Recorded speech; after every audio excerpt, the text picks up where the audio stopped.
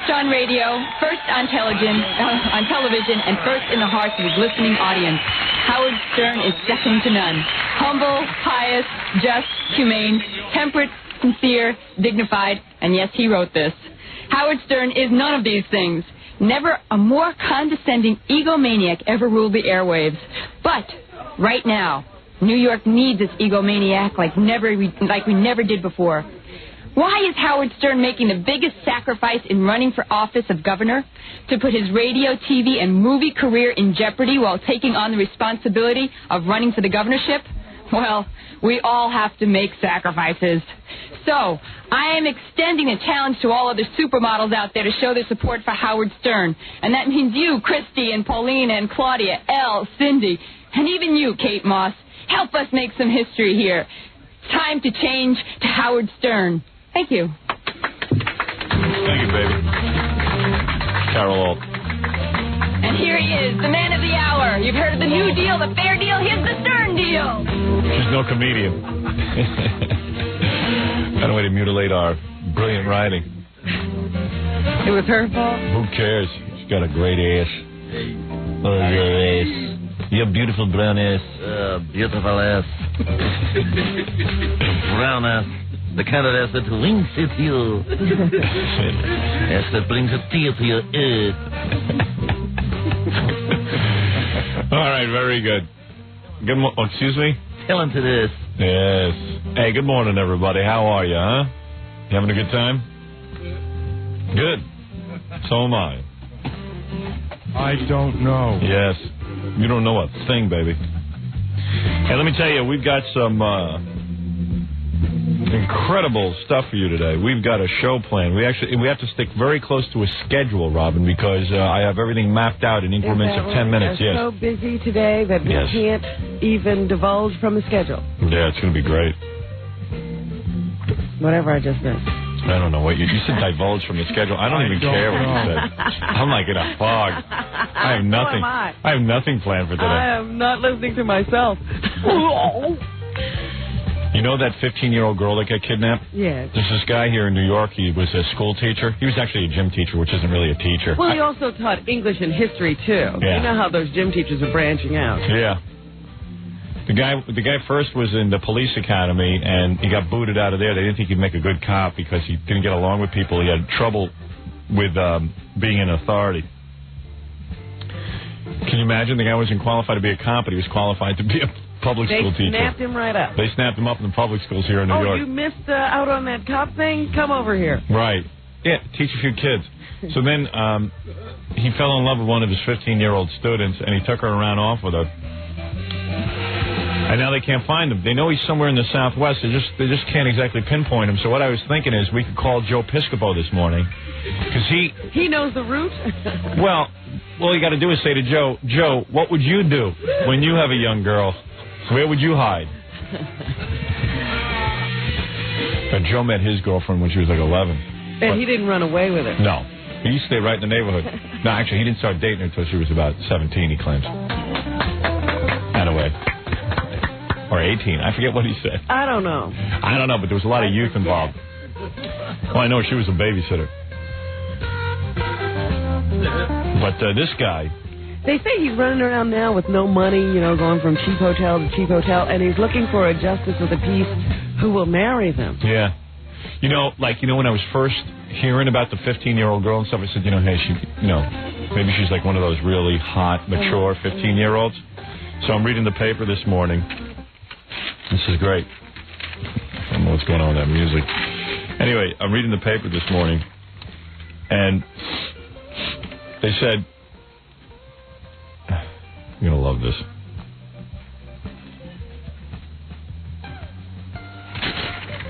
Hold on. I'm a little discombobulated. You're getting off the schedule. We're going to get behind. I know. 1 second. But this is worth it. This is worth waiting for.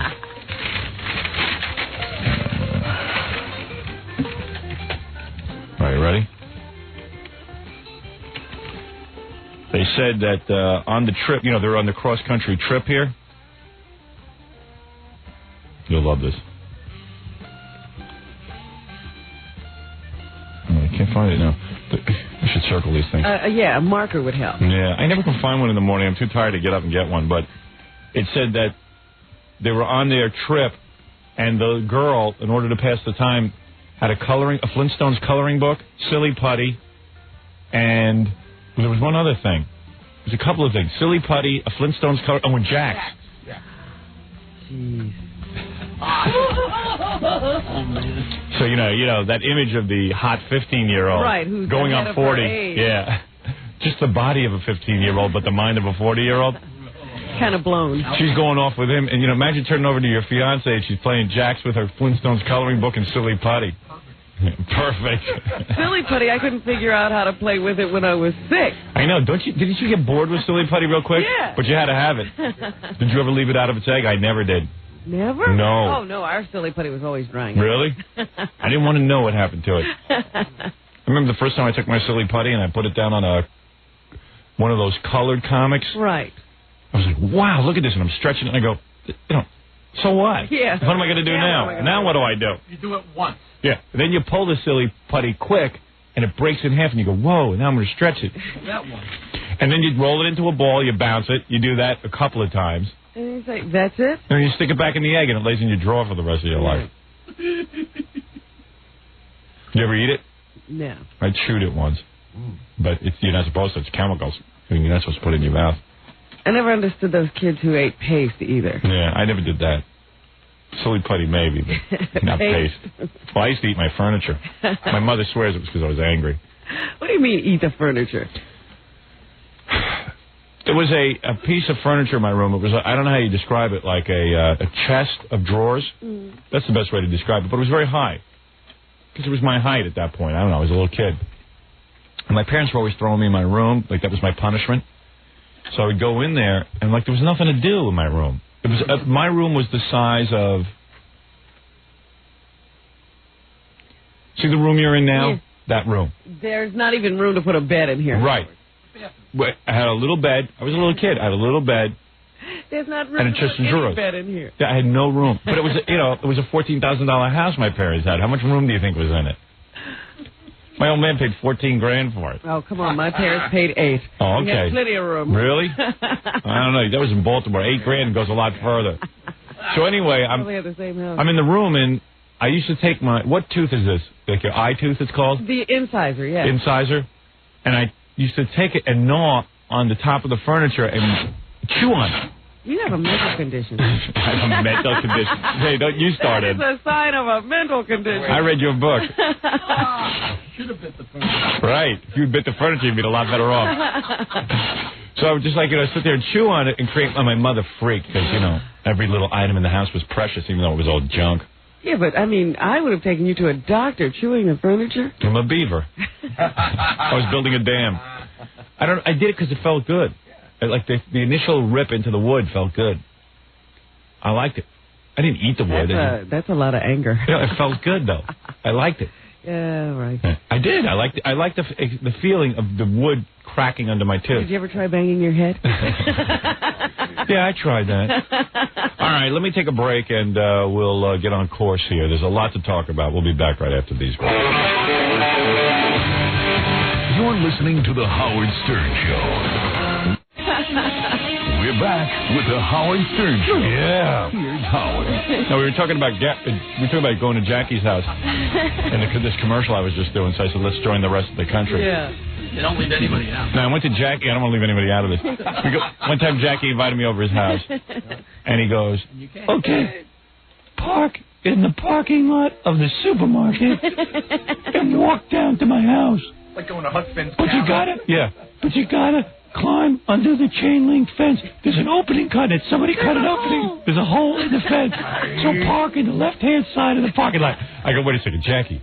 I'm bringing my wife. There were a lot of people coming. I said, I'm bringing my wife and everything. I said, Jackie, what are you talking about? I said, it's going to be nighttime. People wear nice shoes and stuff. Doesn't matter. How come I can't park in front of your house? Well, see, the roads aren't really that developed. And if you have more than 3 people, I tell them to park at the supermarket. It's only a couple of blocks down. You take a nice walk, but get under the chain link fence, or else you got to go all the way around. I went, oh, God. So we did it. We found the supermarket. We parked at the chain link fence, found the hole. The hole is like there's mud all over the ground. You know, it's dirt. Yeah, and you get to Jackie's house, and then, like, he says, hey, I'll give you a tour of the house. Yeah, there's no sidewalks to Jackie's house. Yeah, right. It's all, like, over hills and dales. Yeah, I understood when Jackie was a stand-up comic making, you know, under $20,000 a year. Yeah. But now I know he's making pretty good money. Right. I have an idea. Streams to get to Jackie's house. I have an idea what he makes without club dates and appearances. And he's socking it all away, obviously. Oh, like a squirrel. Like a squirrel. Smart. Anyway, so you go to his house and he goes, hey, you know, this is the greatest house, Nancy. I'm so happy. I go, yeah? He goes, we just found a whole nother bedroom. He's like an explorer. I said, what do you mean you found a bedroom? He goes, it was a whole upstairs we didn't know about. I go, well, how could you not know about it? He goes, come with me, follow me. I wish you were making this up. So you go, I know. So you go into Jackie's bedroom. You're in Jackie's bedroom, and then he goes, walking through the closet. And you open up the closet, and it's like somebody's packed closet. Right. It's a little closet. You walk in, and he goes, wait a second. He says, pull down the rope. I go, what rope? The rope in the ceiling. He pulls down a rope, and he starts to get these, not even like stairs. Fire escape stairs. Yeah, fire escape stairs, and he goes, there were 2x4s nailed into the wall. Yeah, that's what it was. And he goes, all right, hold the rope and climb. I'll show you how. It's easy. Pull yourself up. Yeah, then Easy for most people. Then we start to pull ourselves up. Now, I'm 6'5".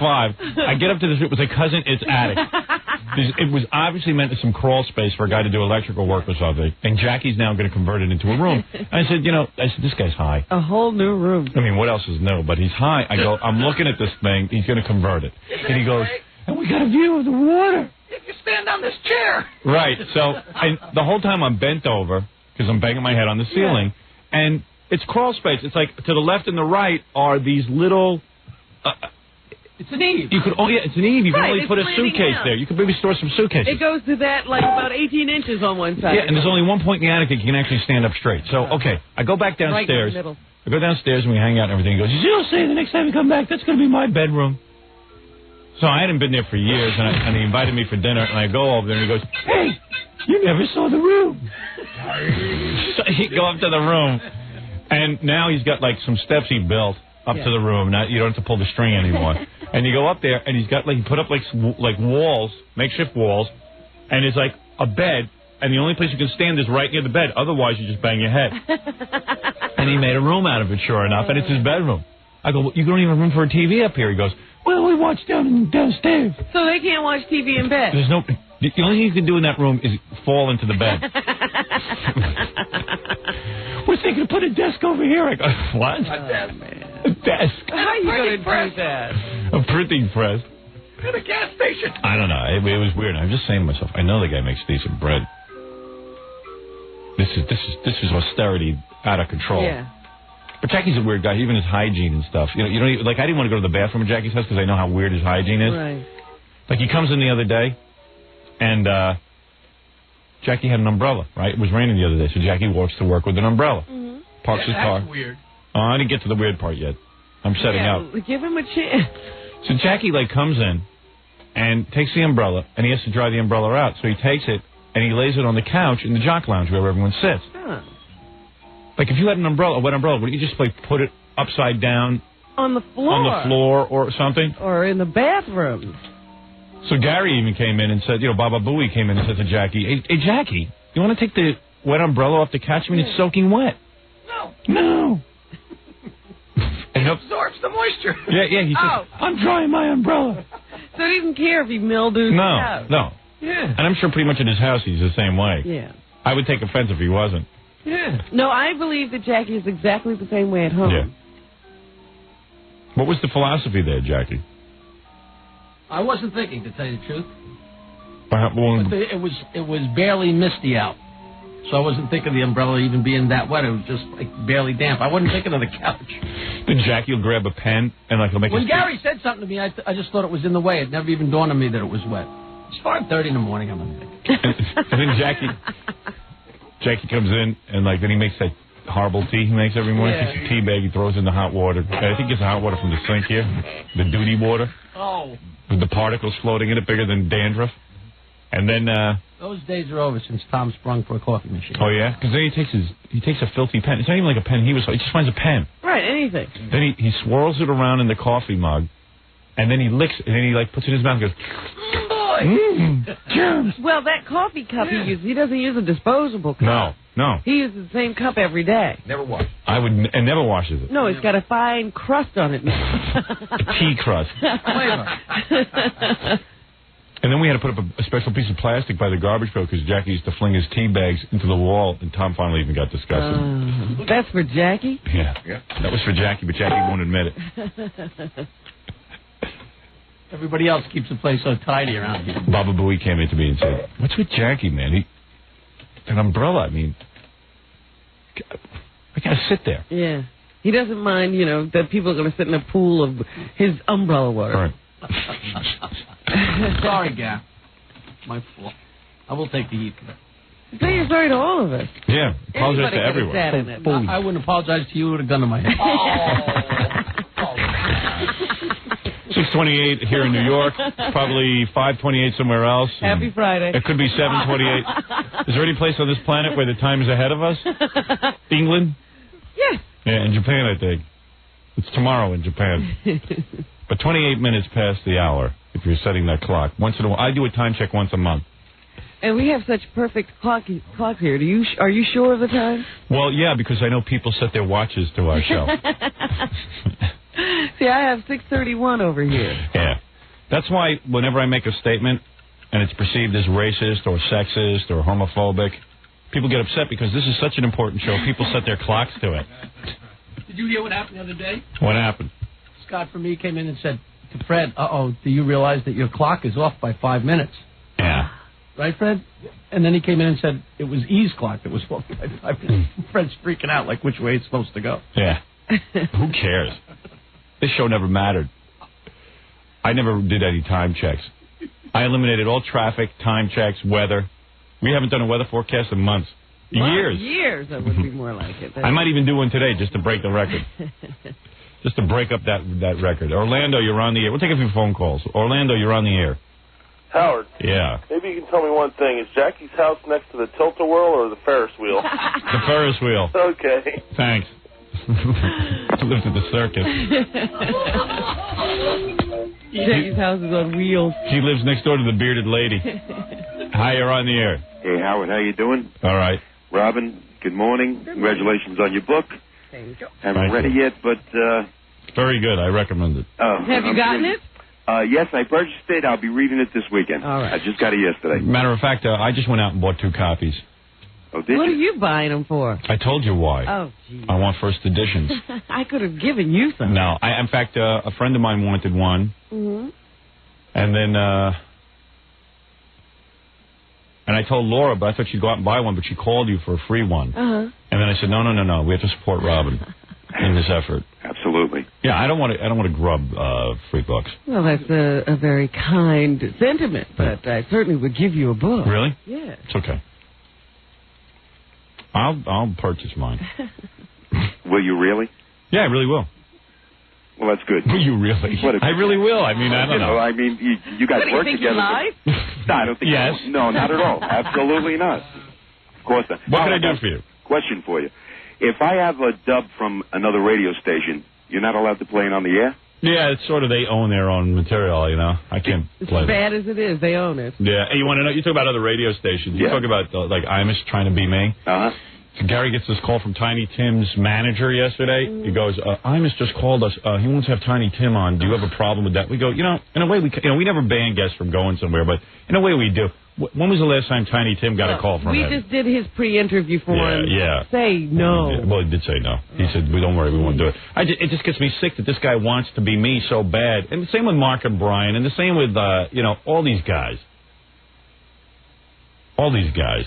You name it. I don't know where you're calling from. You calling from Cleveland? I'm calling from Cleveland, but... in Cleveland, that guy... from Brooklyn. Yeah, that guy from Cleveland with the one eye. I forget the disc jockey. Lanigan. I mean, what do you think? Lanigan dreamt up his act? He didn't... I mean, it's me. I gave it to all these guys. And, he happened to go to Cleveland and do me. Of course. Well, he's a. None of these guys were doing anything. He's a chooch. He's a chooch. Of course. Of course. A Mama Luke. A Mama Luke. Exactly. A chooch and a Mama Luke. Exactly. Hey, this morning. Mama Luke. A chooch. A chooch and a Mama Luke. You never heard Mama Luke? I never heard chooch. Oh, he's a chooch. You never heard chooch? I'm from Brooklyn. You never heard chooch? Everyone in Brooklyn says chooch. Of course. Yeah. Hey, there's this morning show with people. Their name is Larry and Sally, and she does the news, and she's talking about Gary the Busey. Gary Busey, I'm sorry. Yeah, Gary Busey, but we call him Gary Busey. Well, so did she, and I have it on tape, and I wanted you to hear it. And there's no way I can play it for you. It's a great dub. Nah, it's all right. I mean, you know, what are we really learning from that tape? That other disc jockeys listen to this show and then use our material? I wanted you to hear it. Yeah, well, listen, I know that. I mean, you want to know what's been going on in my career? I've actually had to sue other disc jockeys because they actually took, I don't mean even reworked my material, lifted the actual song parodies and started playing them on their shows. Lifted it, stole it. Yeah, well, they all do that. They all listen to the show. They're all chooches. Yeah, they're all chooches. And Mama Lukes. And Mama Lukes. Right. How does this guy survive in Cleveland? He's a real Brooklynite. Let me tell you, I've been in Cleveland. That's why I had to check to see where he was from. Canarsie. I'm from Canarsie. Of course you're from Canarsie. All right, man. Hey, and I bet you're about my age, too. I'm 42. Yep, I know it. And as a matter of fact, hope you have a good party for your daughter this weekend, too. Oh, thank you. My pleasure, because my brother is the production coordinator. Very good. For the company. But there's no way. Great. There's no way you can. I'll tell you something, man. Whenever I've got something going on in my private life, there's about 900 people who know about it. Who are in on it with you. Who are in on it. I didn't say where it is. I know where it is, but I'm not saying where it is. Yeah, great. Well, I can't go. I'm not even going to my own daughter's birthday party because every time I go, the people who run the place bring 900 people. Well, they're not like that over there. They respect your privacy. All right, good. That's why you're going back there. It shows. That's why they told you, Mama Luke. That's my brother, for crying out loud. All right, I can't play this stuff for you. You'll love it. I said no. Oh, for crying out loud. Get off the phone. You're being a Mama Luke now and a chooch. Okay, man. Hey, you stay well, okay? All right, you too. Take care. Bye-bye. There you go. Well, listen, the guy, it always is shocking to me when people just steal my entire act and personality. It has gotten to be a shameless situation now. They're not even ashamed. No. Anyway, I got to take a break. We'll take some more phone calls when we get back right after these words. You're listening to The Howard Stern Show. Call Howard on the Eagles toll-free line, 1-800-54-STERN. It's like a cold Woodstock. You're listening to The Howard Stern Show. Once again, Howard Stern.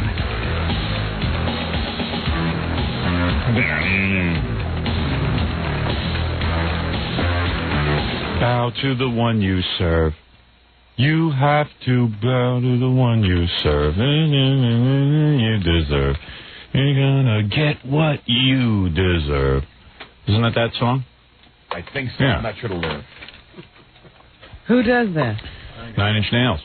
Oh. You're gonna get what you deserve. How come I never recognize the song? You have to bow to the one you serve. Yeah. Yeah. What? I forget how it goes. Bow down before the one you serve. You gonna get what you deserve. And those guys are all pissed off and smashing their instruments and killing each other.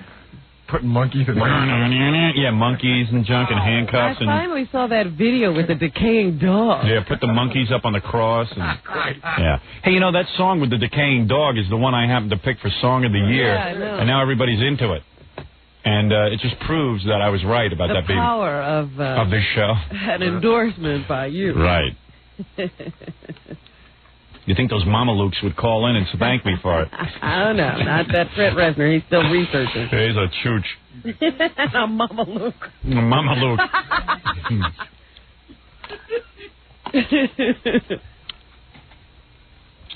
I'm digging that yogurt thing I'm doing. Every day at 6:30, 7 o'clock, I'm eating that yogurt thing. You're digging it? I'm digging it. Dannon. Low-fat yogurt. And you sprinkle a couple of raisins in it? Mm-hmm. It's good? It's good. It's good. It's good. Well, I'm trying to get thin, but not starve myself. So you think this will do it? Yeah. Then I went biking again yesterday, trying to get in shape, and all these cars were honking at me. Now, wait a minute. You don't have your bike yet. You're not locked into the pedals and all that stuff. Oh, yeah. Oh, you are? Oh, yeah. Oh, well, why were the cars honking?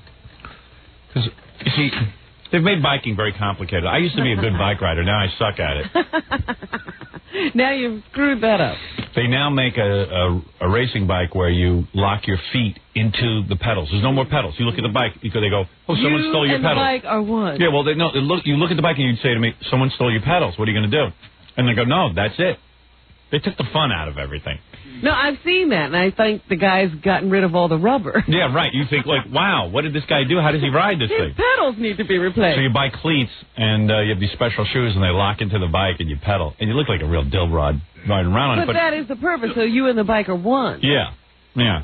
So, yeah, and it also, you just, it's weird when you go uphill, you can almost, go up there evenly, you don't have to slow down. Right, yeah. It's hard to describe, but I don't know. It's probably a big hype. It probably makes no difference, but now that I think about it. But problem is when you stop, in order to get going again, you got to, sort of be on a flat surface. I can't get started going up any kind of little hill because the shoes are so slippery with the cleats on them. Do you have that problem, too? Sure you do. All right, because when you stop, you have to unlock yourself. I unlock myself, and your then feet are on the ground. And then when you get started again, you push off and you start riding. Right. But you can't push off because even if you're just on a little incline, you can't push off. So I know all these cars were coming and they were honking me because I was in the middle of traffic because the only place that was flat was in the middle of traffic. And then I got caught in the middle of traffic and they're all honking and cursing at me. Hey, you chooch, get off the road. So Mama Luke. Your Mama Luke, get the hell off the road. And I don't know, I panicked and I just put my hands on my head and I went, I can't go. You have an anxiety attack. Yeah, I don't know. But I'm just trying to get in shape. I want to get rid of the lard on my body. So you had to complicate your life in this way. Yeah. Then I was thinking of taking up yoga. Yeah. Because I took a yoga lesson on vacation. It was pretty cool. I thought it was like a pussy thing, like you just sit there and, stretch a little bit and pose. But it's really hard. I'm thinking maybe I need to do that, but I don't know. There's no time. I'm busy. Busy with stupid stuff. But I'm busy. Stupid stuff. See, if we quit this job, we'll have time to do yoga and bike riding. You see, I envy all those people who take those long hiatuses, and then you see them and they look great. Because they've had time to do nothing but think of themselves and take care of themselves. How could you ignore what I just did? I'm just going to ignore it because I'm hoping one day keep talking I don't pay attention to it, you'll stop. I just exploded, and she's like, and also... It's become background to me. Right, and Howard... I'm ignoring I envy those people that really have the time to, and they take these hiatuses. And they look great. And they look great. And I really think that... You know what? Actual organs are going to have to come up before I notice again. I'm watching this TV show the other night, and it's on the Ebola virus. It was Ebola. It was Nicolette Sheridan and that other guy. And, I don't know, some guy, William Devane. Oh, that thing. Yeah. I watched that, and I said, hey, it kind of sucked. It was like everyone got this virus, but it turned out some guy was shooting everyone with virus, and that's how they were getting it. But then I'm reading the paper today. There really is an Ebola virus, and it's in Africa. In Zaire. And it's killing everyone. It makes your eyes bleed and your... Doesn't sound nice. Yeah, I just killed myself if I got that. Did you see the people going in those space suits? Yeah. To go help them? Can you blame them? I wouldn't even go in a spacesuit. I just wouldn't go there. It's amazing. Yeah.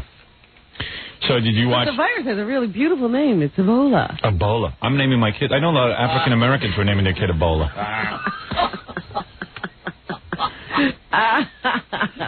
Ebola Taibi. So, did you... I didn't get to see the Knicks game last night, but there's here in New York, I'm not a real basketball fan, but when it comes to playoffs, I kind of get into it. Yeah, because there's fewer teams to pay attention to. Yeah, I can follow that. Yeah. There should only be like 5 teams anyway all year. Then you can focus.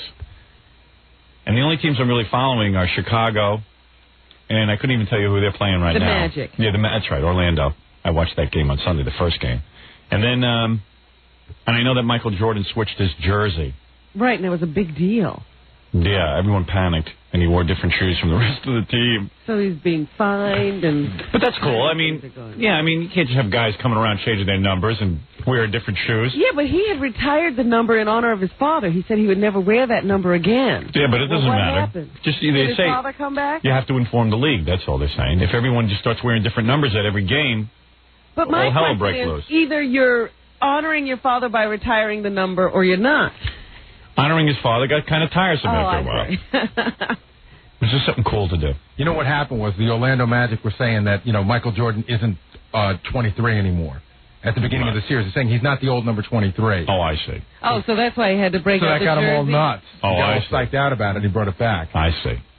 Well, anyway,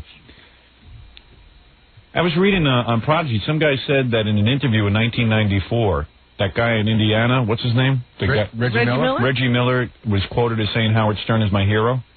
Really? Yeah, I don't know if that's true. I never saw the article. Could be wrong. Well, let's go look that up. 1994? Yeah, I have some more information on it. Okay. But I kind of dig Reggie Miller anyway. I've always dug him because he gets the Knicks crazy, and he's a real good basketball player. And he speaks English. Have you ever heard him talk? No. He's the one basketball player who speaks English. Really? Yeah. He doesn't speak in that. You wouldn't think he played basketball to hear him talk. Really? Yeah. Well, anyone who hates Spike Lee is okay with me. So, I'm with him. So anyway, the Knicks, of course, I told you, they got fired up for one game and won because Reggie, kicked their ass. And I told you they go right back to Indiana. And then they went choke. into a slump yesterday and choked again. Yeah, they choked. Overtime. They were up by 10 points with 5 minutes left. And they lost. Wound up in overtime? Yeah. They scored, I don't know, 1 or 2 points in the last 5 minutes. They choked. None of them on field goals. I'm like that with sports. If you play me in sports, I can be up by 50 points and still lose. I know. Right? I remember the tennis match? I always do that. You were beating me in the tennis match. I know. But I always do that. What is it? You lose interest because it's so easy? No, I go, I'm going to win, and then I get all stiff. Oh. I just the way I play sports. I go, I'm going to win, I'm actually going to win. There's a guy I used to play tennis with when I tried that for a while, but, I'm not into that anymore. And this guy used to beat me all the time. And he was much better than I was. And finally, I played him one time, and I was up I was about to win.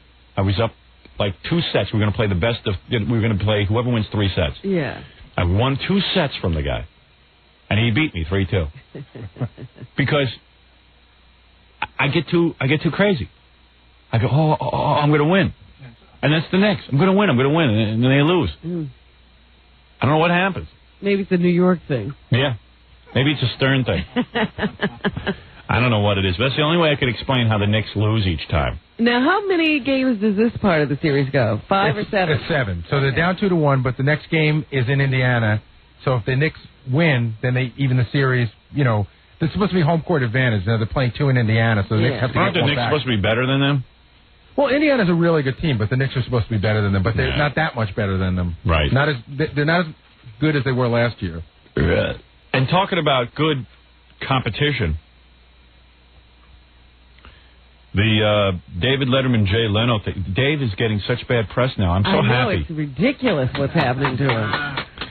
The headline in the Post today, Diving Dave's Decline. Yeah. Cocky King about to be deposed by Jester Jay.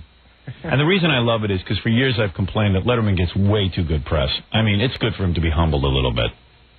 I mean, he joined the club. I heard, too, that the other day he went on the CBS Morning News. Who, Dave? Yeah. And they were sitting... Now, I don't know if this is correct because... You heard it. I only read a fax about it. Go ahead. But it sounded from the fax as if they were sitting on Dave's set, just in 2 chairs, and Dave talked seriously about the night at the Oscars. Yeah. Which is exactly what you proposed doing. I know. So instead of doing it on his own show, he gave it to some other show. Mm-hmm. Letterman keeps calling and asking me to come on. In fact, they asked me to fly to England this week. Is he in England this week or next week? Isn't it this Next week. Next week, yeah. They asked me to fly next Friday and do his show. But I said, geez, I don't get that. There's got to be a reason for doing it. But they call all the time and ask me to do the show, and I finally said, I'll do the show. I'd like to go on. Let me sit in Dave's chair, and let Dave sit there, and I'll interview him about what happened at the Oscars and how he's really feeling and what's happening. And they said, no way, we're not breaking that format. I was like, what format? But Dave, you mean switching chairs? That's too wild for you guys? Crazy. That's too crazy? I don't know. That's audience might not recognize the show. Right, they might tune out. I don't know. I would have said, you know what? Come on. I don't care if you sit on the floor and do sit on comfortable beanbag chairs. Beanbag chairs is what you proposed. Well, I did, but that was way too wild. I don't know. It was weird. And it would have been good. I mean, who wouldn't have tuned in to see me interview him about the Oscars? Because I know he panicked after all the bad reviews came in. Anyway, this article by Adam Buckman says, Adam Buckman doesn't like me anymore either, so who cares? But Adam Buckman says, the cocky king of late night is about to be toppled from his throne. I forget, why does Adam Buckman not like me? Because of my pay-per-view special? Yes. Yeah, he said he's taking back anything nice he ever said about me. He wanted to retroactively remove himself from your book. Yeah. Thanks. You mean the work I did that you thought was good is no longer good because of my pay-per-view special? That's right. Yeah, that erased whatever good I had done in his eyes. Like his eyes matter to me. He must have been wrong. Something was wrong with him at that point. Yeah. For the second week in a row, the once dominant David Letterman came within 1/10 of a ratings point of losing the late-night ratings race to NBC's brash, never-say-die challenger, Jay Leno. Poor Jay. He still hasn't beaten him. And his Nightline beatings, both of them. Oh, yeah. And Jenny Jones is kicking all three of their asses.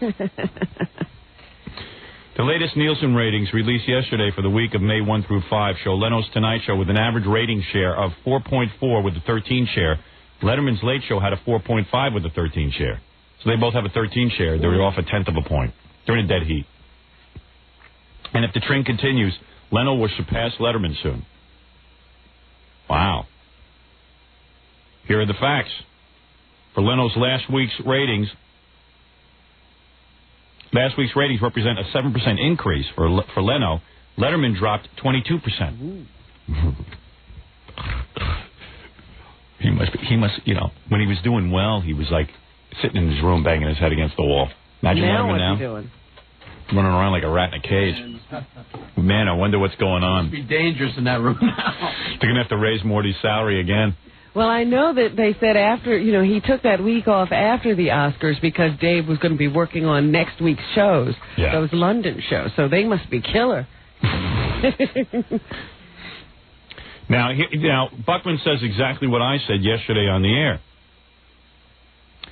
He says, Letterman has had one failure after another. He and his producers chose Tom Snyder to host the show following Letterman's Late Show. They should have built a dynasty right then and there. If Letterman wasn't so insecure, he would have come to somebody who had something exciting going on and said, hey, listen, man, take over after me and blow out the doors, man. Do something innovative, because then you have the franchise. That's right. Then you have a channel that looks like, hey, I got to be there for late night television. People settle in for the night. Yeah, I don't want to miss it. Settle in. When you put Tom Snyder, it's just, oh, my God, it's Letterman and Snyder. It makes Letterman look old. In fact, you say, well, there's no reason to stay to the end of Dave because there's nothing on after him. Letterman wanted a show that was so lame that he looked like the savior. That's sad. Yeah, I knew what was going on in his head. The same crap goes on in my head. Plus, it's not any good for the network because people tune out and tune away. And so in the morning, they're not on CBS. Then Letterman goes on and calls Snyder the consummate broadcaster. Everyone in the business knows Snyder is not the consummate broadcaster. In fact, I'm not even sure he's consummate anything. His hair's not even consummate. Consummate broadcaster. This is a guy who, went on radio on overnights and couldn't get an audience. This is not a guy who's high-powered. This is a guy who was at the end of his career, who should have been in retirement somewhere. Yeah, I mean, he picks a guy to follow him who's older than he is. Yeah. Well, Letterman's no spring chicken, so he had to find some old fart. Instead of bringing in a young guy who might, or somebody his age.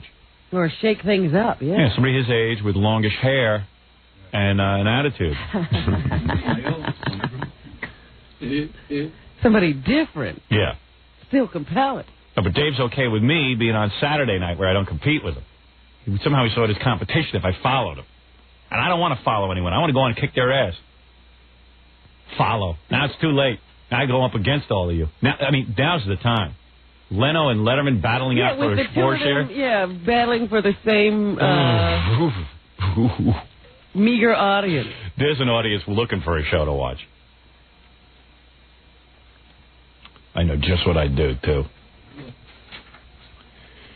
Snyder as the consummate broadcaster who would win his time period against NBC's Late Night with Conan O'Brien as decisively as Letterman used to beat Leno. But guess what? More than 5 months after his debut, Snyder has made no headway against O'Brien. It's the same thing. O'Brien and Snyder have no ratings. Right. O'Brien wasn't hurt by Snyder because there's nothing to hurt. He only has a 1 rating. Well, certainly nobody's going to tune over from anything to see Tom Snyder. Right. Then last month, Letterman hosted the Oscars where his twisted, sick humor was unanimously panned by critics. All of a sudden, the same stuff that works on that late night show is twisted and sick. Yeah. Now at a time when Letterman desperately needs to win new fans here at home, he's going to England for a week of shows in the middle of the crucial May rating sweep. Leno, on the other hand, has emerged as a late-night innovator. His hilarious lampooning of the O.J. Simpson trial has hit a chord with viewers.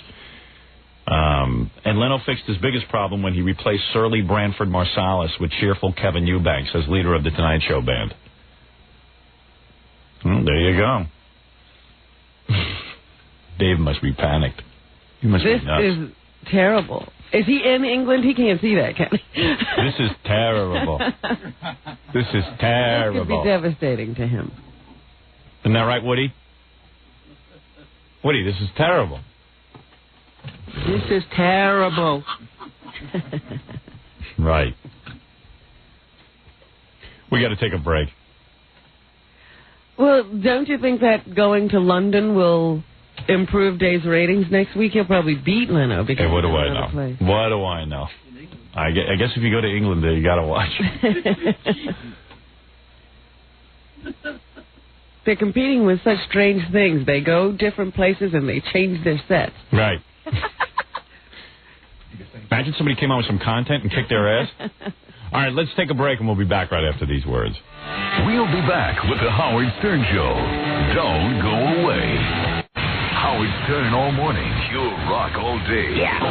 97.1 The Eagle. It's the Howard Million things to get to, but I'm sort of digging the phones here. It's a Friday. It's a very frivolous day. Friday's a frivolous day. Yeah. Friday. The day apparently everyone lives for. Taking sailing lessons.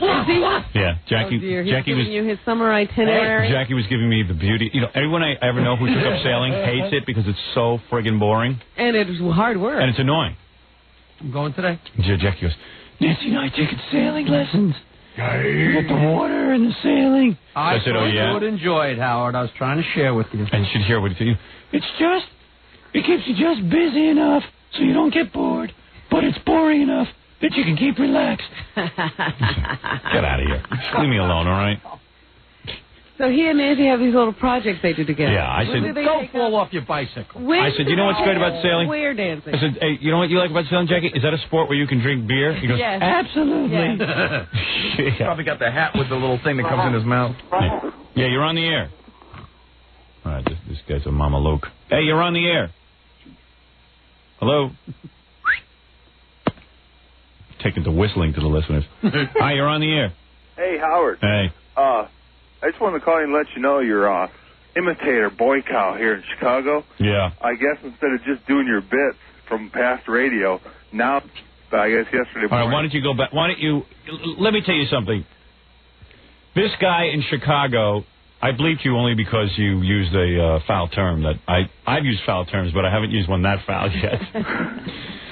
No, if the guy in Chicago is panicked, that's good. This guy is such a creep who we compete with in Chicago. This is a 27-year-old guy who has worshipped me from afar. Yeah. Listened to every tape I've done, and desperately went to Chicago to be a star. Yeah. And called himself Man Cow. Well, I think he's boy cow. Yeah, well, evidently he's a real lightweight because evidently he just can't carry the show himself. Yeah, I've never listened to him, but a guy I work coming up, you know, he's a big. Yeah, so if he's reading from my book, listen, all these guys read from my book. All these guys worship me. Who do you think were the first people in line for the Howard Stern book private part? Yeah. They were radio people. Yeah, but none of them admit it. They all try to act like they actually did this on their own, like they're innovators of some sort. Yeah. I was reading some quote, you know, when all the Chicago press came and they went and got an interview with these guys. His quote was, "Well, Howard Stern, he's a has-been. I'm a young, happening guy. I'm the new wave." And it's like, yeah, but why don't you do something new? Yeah, if you were waving. Yeah, do it would something be different from this show. Instead of sitting and reading from my book, it's not a new wave. That's sitting and reading from my book. I'm so glad. And you know what? You can't even goof on my book because my book is so friggin' good. Yeah, I love it. Yeah, no kidding. I love it. He's not going to goofing. Robin's He's tonight, honoring it. Yeah, he's honoring it because he worships me. And if He wishes he thought of it. if that pussy wants to give me a call and kiss my ass, well, he can. Because that's what he should do, because I gave him a career. Unfortunately, I've decided it's time for him to leave Chicago. If he'll come to me, and I'll decide where he'll work next. I think it's like great. I did with DeBella.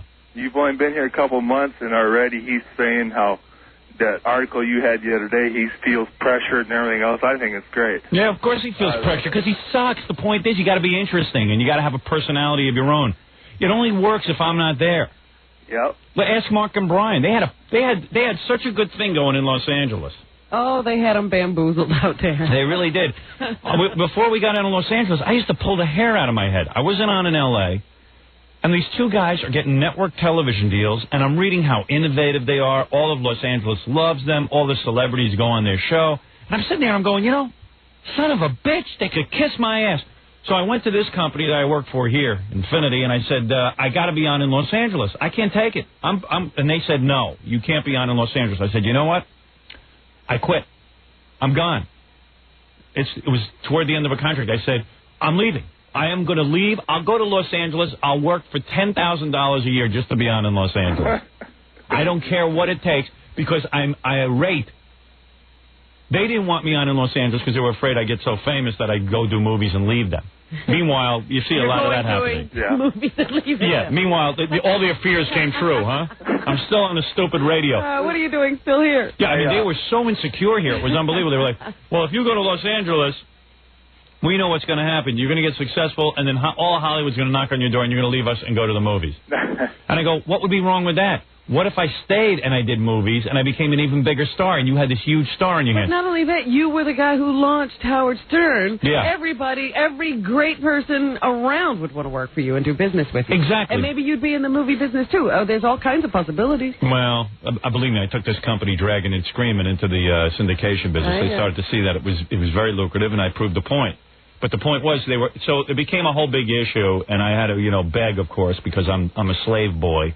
I got to sit and beg everybody to let me go on in Los Angeles. Please, miss. And I wasn't allowed to mention the station, and I wasn't this and that. A whole rigmarole I had to go through. Always there are rules. Yeah, I had to jump through fire in order to get on in Los Angeles. I get on in Los Angeles, and within a year, Mark and Brian, of course, were exposed for the fakes that they are. Two little pussies, two chooches, two mamalukes who sit there on the air every day pretending to be Howard. Yeah. Same with Man Cow and Turd. I'm Man Cox. Man Cox is in Chicago now. The real deal. Pussy boy, call me. You big pussy. I also wonder... right, Robin? That's right. What do you need him to do in order for him to go work somewhere else? What? I also what do you want him to do now? Because he's going to lose this friend. He's leaving Chicago. He has to come here, kiss my feet with his tongue, and ask me where he can go. Because that's what's going to happen. And he has to get a sex change. He can suckle me. He can suckle and wean from my teat. I also wanted to comment on Robin's appearance the other night on Conan. Yeah. I thought it was great. They talked to Phil Donahue for 2 minutes, and one of those minutes was about you and Howard. Yeah. Let me tell you, I got to watch your appearance. I'm going to be honest. I think this Conan's taking sleeping pills. Well, I watched it, and I'm going to tell you something. I find Robin very interesting. I do. I saw you on Leno. I thought it was terrific. I never saw an interview like this. He was talking about his butt cheek, and I know. I mean, I don't know. He didn't interview you for the whole first segment. He was on to this. I forget even what he was on to. Oh, was that? It was an awful interview. stupid thing. Well, like he's not a great interviewer. Not your fault. I mean, I don't blame you. I mean, he just... I don't know what he's doing either.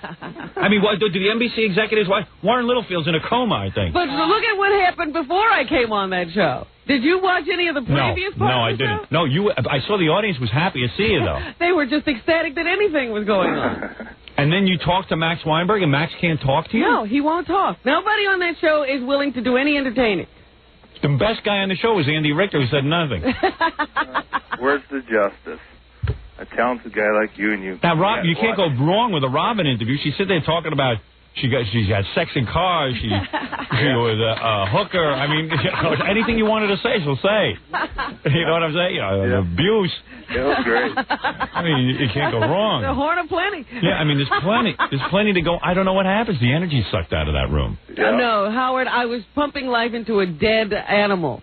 Because he had killed that audience. You couldn't even tell there was a live audience out there. They were in a coma. Are you sure there was an audience? I didn't know until I saw them. Cardboard cutouts.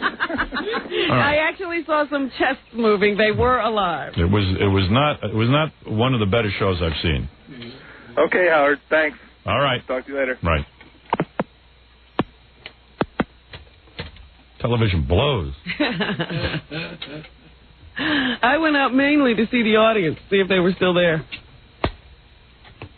Can I take one more phone call, Fred, or? Go for it. All right. Phoenix, you're on the air. Well, thank you for telling me that I was rotten, too. You couldn't tell me alone? You had to announce it on the air? I didn't say you were rotten. You're not listening. I said that he dragged the room down. You can't be entertaining under him. Well, you're cured. Your perception is right of what I just said. What'd you say? Lock that door. You're not kidding. I'm coming right in there. I'll tell you one thing. Lock the door. If there was an extra 5 hours in the day, I would do television. But there isn't. Oh. He was all over the place, Conan. They don't interview. They're not interviewers. They don't listen to people. You can tell that they're not even with you. Right. Because if they were, this is interesting stuff I'm talking about. There'd be something to come back at me with. I don't know what it was. But they're not even listening. They're not there. This is terrible. This is terrible. Phoenix, you're on the air. Hello, is this I thought I did fine on the show. I said you did? Of course, I haven't watched. I said, Conan, you go watch it. It's unbelievable. Conan's fidgeting. I don't know what he's doing. He's a nice guy. I like Conan. I mean, a very nice lovely man. Great. Trash the guy for 2 hours and then say he's a lovely man. Phoenix, you're on the air. Hello? Yes, you're on the air. Is this Howard? Oh, you are something. You know what you are? You're a chooch and a mameluke. Go ahead. Phoenix, I don't even know what that is. Is this Howard Stern? Yes? Howard? Yes. Could you yell a little louder? I'm having trouble hearing you. Are you using a phone? My name's Jimmy Horwitz. Jimmy, can you yell louder, please? My name is Jimmy, don't give me your whole name. Times Square and head up. Jimmy Horwitz is hosting Saturday Night Live. Howard, my friend in Cleveland says, "Oh, Jimmy, you should call Howard Stern. He would love a guy like you." Your friend said that you should call me? Yes. Does anybody have their name? Remember Spectre Tower of Times Square? Remember the sign Spectre Tower? I've had my name and lights on that thing 3 times set up. I made it big on Broadway on it. Jimmy Horwitz made it big on Broadway. I paid $80 for it. Howard, my dad put me in an insane asylum. My dad needs help, right, Howard? Well, why would your dad put you in an insane asylum? You sound absolutely normal to me. Because I thought I was famous for it. Because I had my name and lights at 30. I have a picture of it. One time I put up, in '83, I put up Jimmy Horwitz is hosting Saturday Night Live. Jimmy, how did you get out of the asylum? Well, they released me. I was on the hilltop in Columbus, Ohio. My friend Harley Cohen in Cleveland said, "Hey, do me a favor, Jimmy. I have been trying this forever, Howard. Hey, Jimmy, do me a favor. Stick your head out the window and see if there's a school teacher and a young girl out there. They've been spotted in the Southwest. Yeah? Yes, just take a look for me, will you? I've been on TV. I used to work in front of TV announcers. In fact, Bill Fleming once on ABC remembered me in 1976 at the Michigan game. So what do you do now? You pretty much... What, you live with your parents? Yeah, I was at... Do they know you're on the... Ever see the Michigan game in Columbus, Ohio on ABC? Yes, of course I did. Bill Fleming remembered me in 1976. I remember you. I've seen that guy before. Yes, I know exactly what you're talking about. Hey, Jimmy. My friend, are you loving this? You love every minute of this? What? You love every minute of this? You're entertaining, I'll give you that. Does anybody do that, have their name and lights on that thing in Times Square? So what happened? How did your parents lock you up? Did you, you came home one day and there's a guy with a white coat? I used to go to Times Square on New Year's Eve to watch the ball fall 13 times. So I say to you, when you got locked up in the mental institution, yeah, what happened? Your parents drove you there, or did they come and pick you up? No, the sheriff came. The sheriff came? Yeah, because I was obsessed with that being on David Letterman. He read my letter on Viewer Mail once. Oh, you wanted to be on David Letterman? I wrote Letterman a letter, told him I'd break into his office if he wouldn't read the letter, gave him a return address, and nothing happened. I thought he'd say, hey, Hal, run the checker on this Horowitz guy. So you... The doctor in the mental hospital says, did you tell Letterman you would kill him if he would not read the letter? So you were locked up? You were locked up because you threatened the life of David Letterman? No, I just told him I'd break into his office if he wouldn't read the letter. You've seen him say to Hal Gurney, hey, Hal, run a checker on this guy. And Hal Gurney says, we're working on it, Dave. And that's pretty funny. So let me ask you this. What? Ask anything, Howard. I'm trying. What you're saying is you wrote the letter to Letterman, and instead of reading it on the show, they sent the cops, the sheriff, to your house. No, that's not what I didn't. No one. I never got in trouble for writing the letter. Letterman didn't do it. Oh. Nothing happened. Your parents got upset about the letter. They got mad. My mom saw me write the letter, but when he read my letter on Viewer Mail on the '84 Christmas show. So he did read it. I asked him why he never got toilet paper off the Empire State Building. I wouldn't stop calling his staff long distance. All right, so you kept calling Letterman's show. I kept calling 30 Rockefeller Plaza. So your parents got upset because you were writing letters to Letterman and calling 30 Rockefeller Plaza. Yeah, I kept calling the staff to read I was over obsessed with it being on television. Have you ever heard of anybody doing that for 30 years? I'll put you on television. I'll put you on television. Have you ever heard of any? I lived in Columbus, Ohio for 4 If you can years. get down here, I'll put you right on the show. I'll get you right on the E channel. But will you get me on David Letterman? Tell him to put me on the program. Sure. It's just got to be David Letterman? You know what I'll do the next time Letterman calls and asks me to be on? Bring this guy? Bring him. I'm going to just send him and put him in a Howard Stern wig. I think it'd be great. I think it'd be killer. Oh, Howard, I'm loving that you took my call. I've been trying this for so long. You know, the problem is you really are very talented. People just ignore you. But I do this to impress a girl. That's why I walk in front of people. You know what? I like you. I'm going to give you Letterman's private number, the one I call. Give me his number. All right, here it is. 516. Okay. 922. 516. Yeah. This is his house. 922. 9463. What's the number? 922. 9463. That's his house? Yeah. Where does he live, in Connecticut? Yeah. That's not it. You know. No, the 516 number is the beach house. I can't keep giving it out over the air. That's it. Okay.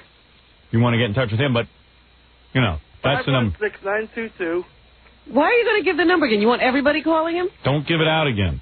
Do you have it? I couldn't get it. I couldn't said, okay. You don't really want to do Letterman. On your show. 9463. Okay. All right? Okay. If you call that, you get in touch with him. 946. No. Listen to me. 516. Okay. 922. Okay. 9463. 9463. Right. But 922, right? Right. 9463. Right. Okay. So what's your IQ? Huh? So listen to me. How old are you? 42. All right. And what are you doing now? Are you out of the hospital? Yeah, he's home. He's home with his folks. 10 years. I'm going to get a job at that place where I take my Stelazine at. What are you taking? Stelazine. Have you ever heard of that medicine? What is the medicine again? Stelazine. I lose my temper without the medicine. Right. That's a common medicine people take. What they diagnosed me as, I've got a typical or mixed organic brain syndrome. Yeah, Robin has that. Read her book. Yeah, I was going to say, I should be on Stelazine. Yeah. And then I've got astronic personality. They say astronic personality. That's not. What's astronic? I don't know what it is. I like to impress young girls. But the thing is, have you ever had sex with a girl? No. I call girls underage in Bexley. I like to say hi to all my friends in Bexley, Ohio. So it's hard for you to meet a girl your own age. So you. What are you calling, like 13-year-olds? No, 17-year-olds. Right. You figure like maybe they'll be stupid enough. These girls love every minute of me. They think I'm hi, Molly McPherson. Oh, great. So wait a second. Yeah. Just before I hang up, because I got to go. How'd you know I live in Phoenix? Is there a record? Is there a computer? I know a lot of stuff people don't realize I know. Okay. All right. He's We psychic. lived out here a couple of years ago. I like to to my friend in Cleveland. Any hot babes? Turn up the radio, buddy. I finally made it on Stern. Any hot babes in the nut house? No. Do you get to see any? How long were you in the nut house? Not doing that much. I wanted a girl to give me an enema. And what happened? They wouldn't do it. And have you ever had sex with a girl? No. So you haven't had any sex? In I just want a 42 girl to take years. my temperature up my butt. I see. Now, when you say that you're 42 years old, you're living at home, you spent 2.5 years in the nut house. No, I was there for 2.5 months. Oh, months. I went in 71. The police came and took me to this place called Upham Hall. And when the sheriff took you, what did your parents say to you? They must have been upset. 71, I was going crazy. I wouldn't stop driving the car all night long. And does your mother and father yell at you because you're 42 and you still live at home? No. Then you don't... If I hate myself, I can live at home. I see. All right, well, very good. Yeah. You're happy? I'm happy. Okay. You a black guy or a white guy? White. I'm Jewish. You're Jewish. Happy Rosh Hashanah or whatever. Half Jewish. Huh? And what makes you lose your temper? Well, I don't think my pills are. I want David Letterman to find. I want to buy the '84 Christmas show. You know the. How come all you nuts are obsessed with Letterman? Being on TV, but I want to buy the '84 Christmas show. Where do you get that at? Call that number I gave you. The 2-hour '84 Christmas show. I can't find it. I guess it'll be available maybe this Christmas. I want to see what Letterman said. Why are all you nuts? Why is he such a? He's like a lightning rod. Why is he such a beacon for the nuts? Why do all the nuts want to visit Letterman? So I'm not the only one that does that. Really? Oh, there's others. Yeah, there are. There are many. Sure. Like that woman's that come into his house. That woman's nuttier than me. Would you like to go to Letterman's house? Huh? You want to go to Letterman's house? I don't know. Go there and take a shower at his house. Let him take me to the clink. To the mental hospital for a few months. All right. Well, listen, I gotta go. If he gets me in the shower, I won't come out, Dave. I'm taking a shower. Make me get out of the shower. I say, will you have me on already? I say to Letterman, he says, get out of the shower. What is it about Dave, though? Never mind, Dave. What is it you want to do on Letterman? That's what I want to know. I want to get on it and make people laugh. I'm hilarious. I do crazy things that nobody does. Well, tell me what you do. Do make me laugh. Have you ever heard of anyone have their name in lights in Times Square ever? No. I had that Jimmy Horowitz associate Saturday Night Live was said 320s and a 10 through the mail once, and I wasn't even there and bought a picture of it. And they got on May 16th, 1983. All right, very good. Listen, I got to... You know who this is? Who? This is the king of comedy. He is. This is the Jerry Lewis character. I'm loving this. This is great. Yeah, well, you're doing great. Hey, I want to invite you to Scott Einzinger's wedding. You can go for me. All right, buddy. Now, listen to me. Yeah. Do you have a stand-up act? Do you have something that you'd want to do, like a monologue? He wants to sit down and talk to Dave.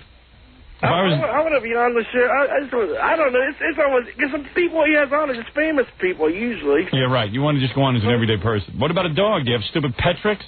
No, well, my brother's girlfriend, she has a dog that she blows bubbles and the dog jumps up and catches the bubbles. All right. Listen, I got to go. All right, Jimmy? All right, man. Call that number. Call us again. All right, bye. All right, bye-bye. That's Jimmy. Whoa. Hey, Jackie, you're not much different. I got to get on Letterman. I'm funny. Nobody puts me on. Hey, got an opportunity to do a TV show. Howard, can I do it?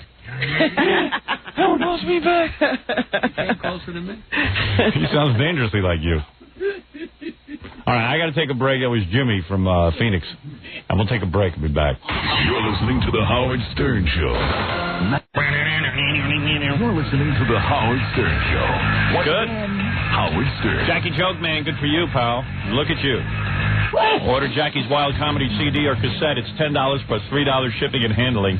Jokeland special, buy two, get one free. Call 1-800-323-CAN.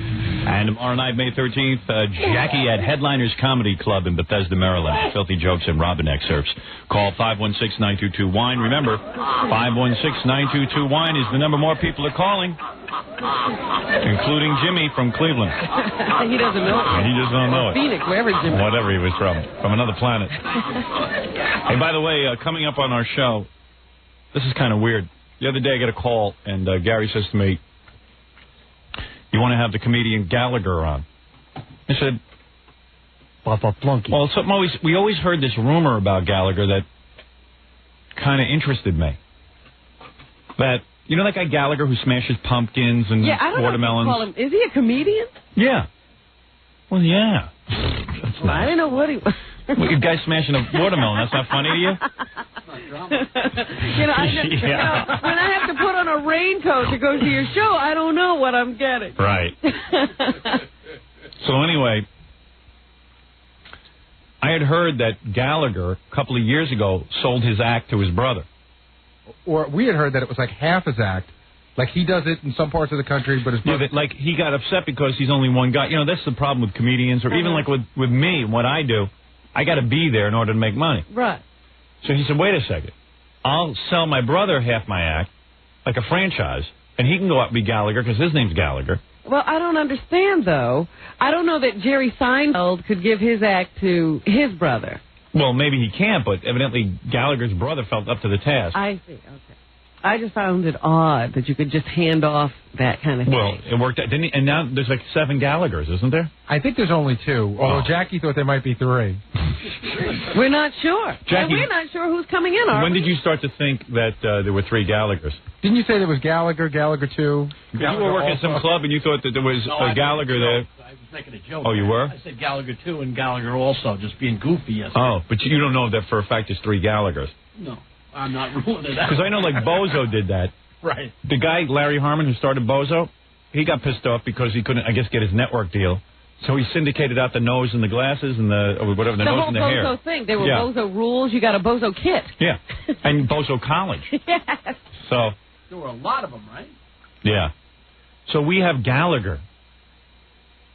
Well, the most important thing I have to tell you is they really wanted you to know which Gallagher it was. They didn't want you to come in and be surprised. I don't care which one it is. So there is other Gallaghers. There's 2 Gallaghers. Okay. We've got the brother. Oh, we do? We've got Ron Gallagher, too? Ron Gallagher. Oh, we have Ron Gallagher. Who I have to say I just met and is way better looking than his brother.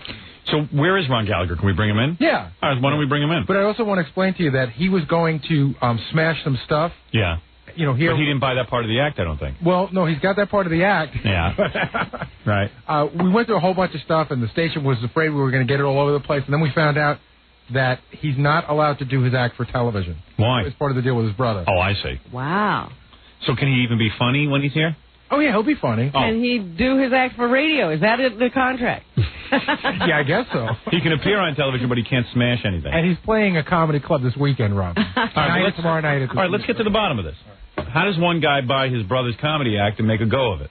So we've got Ron Gallagher. Ron Gallagher. We don't even have Gallagher. Who's the other Gallagher? What's his name? Bob Gallagher. So we have Ron Gallagher right now, ladies and gentlemen, on our show. I want to know how that deal went down. Was it his idea?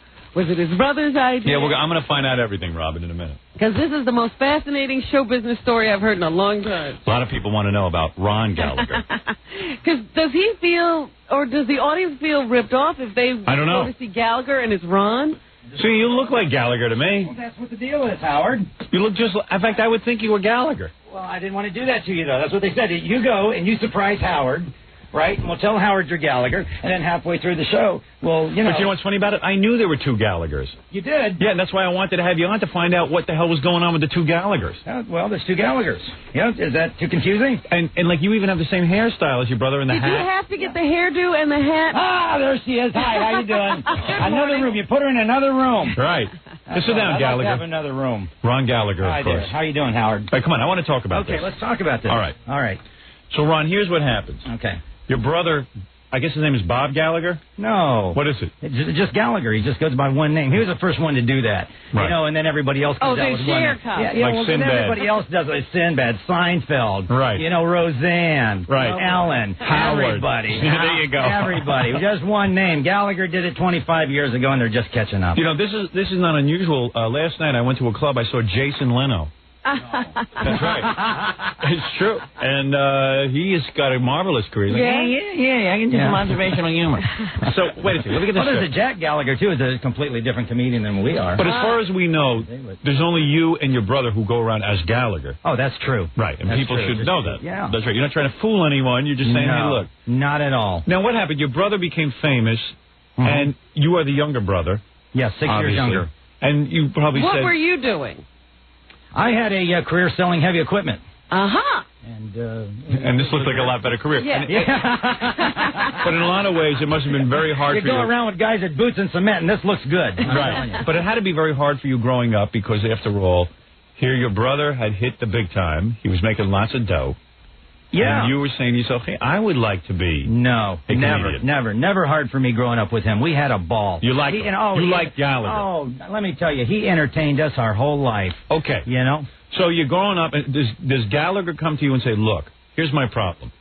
I got an act. I got more material than I'll ever need. I got to go out on the road all the time. I'm burnt out. I want to start a family. I don't know what he wanted. Does he have a family? I don't know what he has. He's got a couple of them. He does? All right. Oh, from all that traveling. Right. When you got money, you get 2 or 3 families. You spread them out. Right. You go visit them. You stay on the road. You know what I mean? But your brother is a single man? Is he single, actually? As of right now, as we speak, he is. Yes. You mean Gallagher is available? Oh, he is. He could be working on another family. So anyway, he says, hey, look, I've got more than I need in life. Mm-hmm. And in fact, if I franchise out my act to you, because you look like me, and who the hell's going to know the difference? It's a smoky room. It was his idea to come get you and say, come do this? Yeah, how did it all happen? It was basically his idea, and it didn't work quite that way. It kind of evolved. But you had to pay him for the act, right? No.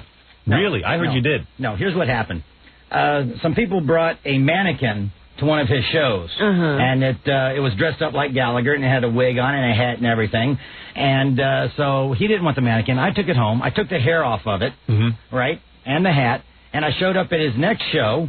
I put the hair on. I put the hat on. And for crying out, I looked like Gallagher. And I never realized in my whole life that I looked like Gallagher until I put that hat and the hair on. May I say you're a little better looking than your brother. Well, thank you. Yeah. Thank you. Yeah. Well, I look more like Gallagher than he does. Yeah. You know why? Because he got older. Yeah, he got older. All of his tapes are like 5 or 6 years old. And I'm 6 years younger than he is.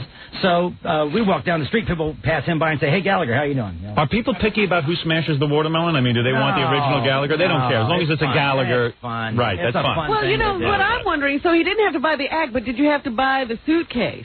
No, I think he had. I made all my own stuff. You got to pay him a royalty, right? Like about 50%. No. All right, so go on. So how did this all come about? So anyway, I show up at his next show before he does, and all the production people are coming up to me, handing me the mic, telling me about the show, acting like I'm Gallagher. Right. I fooled everybody in the whole place. Gallagher came. He saw me. He fell out laughing. First thing he says, we got to use you. He says, yes, Gallagher's mine. You're here. You're a prop. I'm going to use you. I walked out on stage first. The audience thought I was Gallagher. Gallagher entered the stage from another area. Go ahead. I jumped up off the stage, and the whole audience didn't know what the heck was going on. Right. So I did that 2 or 3 times, and then I got to where I wanted to do some time, and he said, go get your own crowd, so I did.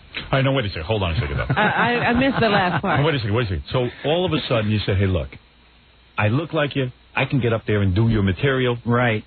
But I don't want to be underhanded about it. Right. Sell me your material. He had always been after me to be a comic because he knew I was funny, too. I'd go up to him with material and say, hey, you need to do this, you need to do that. And he'd say, no, I don't want to do it, you do it. I mean, I'm not going to do it. I'm not a comic. Right. So after a while, the construction industry started to take a dive. Right. So I said, well, maybe I'll do this part-time, you know. So I started down in Miami to go up on stage. I just put some stuff in a trunk. So you don't have to give your brother money. No, I threw some. But how do you bill yourself? Gallagher too. Okay. And that's his idea. As in Gallagher also Gallagher. And he doesn't too. mind. He says, hey, that's okay. Oh man, first thing I did, Howard. There's got to be something to this though, because like you would think. Yeah. I heard there was something like a business arrangement. There is a business arrangement. We have a paper between us. If for any reason that he cannot do a show, I have to drop what I'm doing and go do it for him. Is that right? That's it. That's the only agreement. That's the only agreement. You can play the entire country. There's no Mississippi split. No. I stay away from him. There's certain markets that, like, they called me. They wanted me to do Tahoe, Reno, and Vegas, and I can't do any of those markets because I'll work for 30% of what my brother will, and so why get into a bidding war? Yeah. It's not good for him. Now, let me give you kind of stay away from each other demographically, and everything works out good for everybody. Let me ask you a hypothetical question. Mm-hmm. If your brother dies, can you appoint a Gallagher too? Do you become the essential Gallagher? No, but you should see my career skyrocket. Wow. Then you'll be able to play like Tahoe. Wow. Give me the Ebola. Where's that at? Yeah. And what about Europe? Who has the European rights? That's an amazing relationship. I'm not going to go do Dave's show in Europe. No. There you go. Now, so now you can't throwing watermelons off the building. Where did he come up with that one? Now, right? for example, Really? exactly, the watermelon was your brother's concept. Oh, come on. Right afterwards, he starts taking watermelons and throwing them off the building. Like, where did he come up with that idea? Exactly. I didn't realize the Gallaghers were pissed off about that. Yeah, you never see Gallagher on his show. You know why? Why? Because it'll blow him away, and he knows it. Is that what the problem is? Oh, yeah. Dave is scared the hell out of him. Now, what about you? Can you appear on Letterman, or are you allowed to appear on? Oh, you're not allowed to appear on certain TV shows. That's also part of the deal. Yeah, I can go on TV. I just can't do the Sledge-O-Matic on TV, and that's because it's his bit. Right, you can go on TV. What do you do then? Right. He does his act. I do my act. He does comedy. Yeah. Oh. But he just can't smash a watermelon. Okay. Yeah. Because that is the essential Gallagher. That is Gallagher. Yeah, that is the Gallagher character. He's done probably about 8 Showtime specials, hour-long Showtime specials, more than any other comic in history. Mm-hmm. And at the end of every one of them, he smashes a watermelon. So, you know, it's his hook. Yeah. Right. You know, You're not going to take that. I'm not going to take it. I'll do it in clubs. I'll do it in small clubs because that's what people want to see. Now, for example, you're appearing at the Treehouse, which is... Is there room in the treehouse for smashing a watermelon? That's tonight and tomorrow night. That's what's so cool about the act. You know, if I'm in a small venue, I can get everybody in there. Right. And what's the story? Will you smash something at the Treehouse? Oh, you tonight? better believe it. I'll do the whole act. Oh, you will? Oh, yeah. I see. So you will do the whole act, and people will get sprayed with watermelon and all they'll get sprayed. They come, they wear the plastic, they wear raincoats, they bring all the stuff. There's one thing I don't understand. Yes. If I see Gallagher too... Just one thing. I'm completely confused. Gallagher. Right. Will I see the same thing? Yeah. Now, that is a good question. No, you won't. Okay. No, Robin, very good question. Thank you. No, you won't. Let's say I go to a club. I want to see Gallagher. Mm-hmm. All right. I don't know it's Ron Gallagher. Right. It's Gallagher. Right. Will I see the Gallagher act, or will I see Ron Gallagher's act? You're going to see Ron Gallagher's act. I use probably about 70% my own material and 30% his. Yeah. And then I have to hit the watermelon at the end because if you walk in there looking as I do, yes, you know, wearing the hair and the hat, naturally they're going to yell. Now, are there any other brothers? Yeah, I have another brother who trains Navy test pilots.